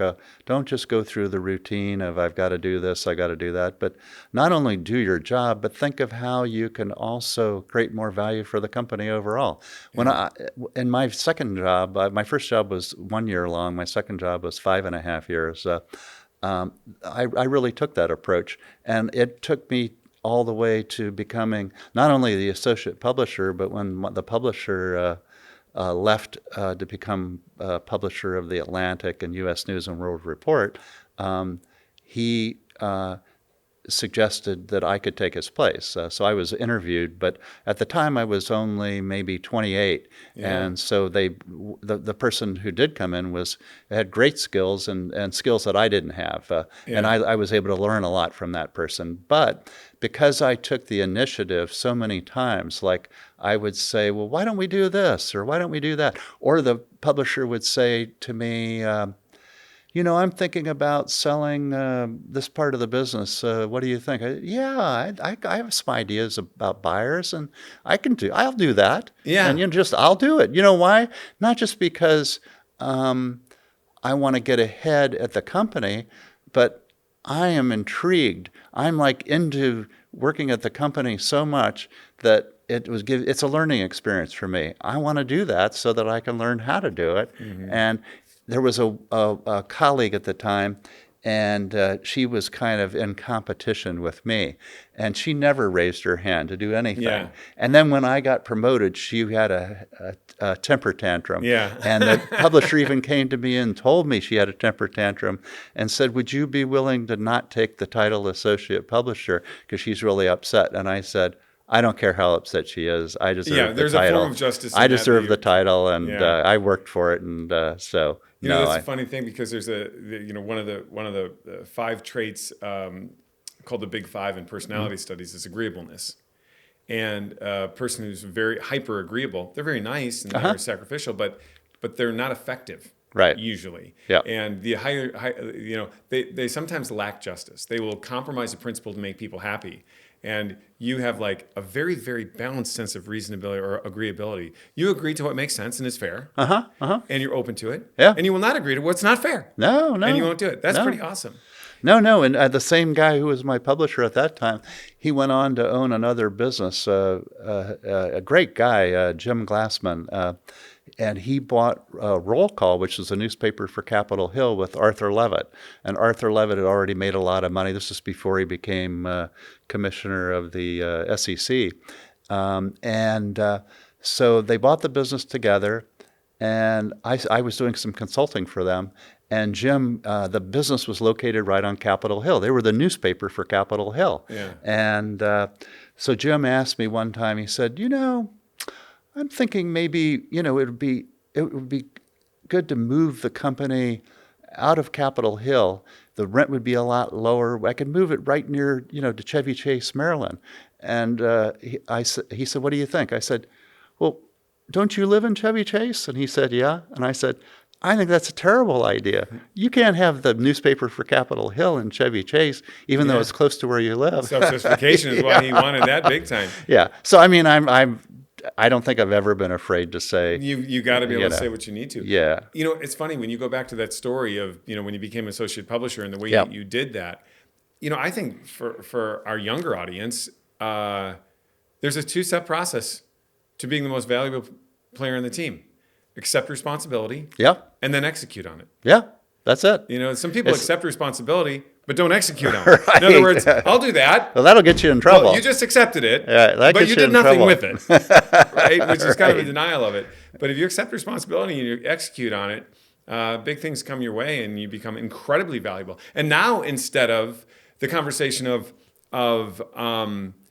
who should we promote, this is what ends up happening for that person. There is no opportunity for advancement right now, but he or she is so good, we have to create a position for them. And you move into a different place where you're like, we need that. We need to have them perform. And they can't perform at that level. Let's create something. And that's how the organization expands. I mean, either that or, you're first on deck and they, accelerate it. But like you now go from just like being this tiny little baby worm waiting for mom to come back and drop a little, or a bird waiting for mom to drop a worm in your mouth, to all of a sudden advancing into like having your own hunting skills, which is an amazing thing. Well, it's been great, really great. People can buy the book. Oh yeah, it's on Amazon, and Amazon. The price is attractive. Amazon, sets the price very attractively. I think it's around $20 or so. Yeah. And by the way, they should buy it, and they should also buy it not just for themselves if they're in business, but any of the entrepreneurs that you know out there. And I will tell you, one of the reasons that I advise people to buy your book not only because you actually helped me manifest this entire thing in my own life, and I know what that does, but because even if it's not on their radar to sell their business, they Right. need to think that way. Correct. Because if they think that way, they're going to run their business better today immediately. So it's a tremendous gift to give people. That's great advice. Great advice, Dave. No, and I really appreciate being on your show. Really great conversation, and great to see you again after all these years. Lots of when fun. we And also sold- what's fun too is to see where your business has gone since we were together. Yeah. As you've continued to amass these great partnerships with people and to sell the businesses you have. How can people get a hold of you?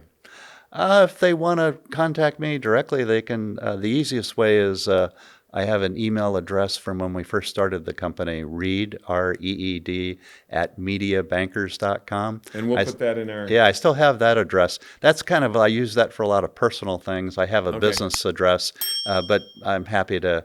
And you're available for speaking engagements in case there's like Oh, of a course. business organization who I'd be happy to do could that. use Sure. your advice, because there are many. Yeah. Which is great. By the way, that's the talk too, that you get this big celebrity speaker up there and they're giving this big talk. And then at the end, everybody's sitting by Reed Phillips, who they're like, this guy can help me get what I really need to get.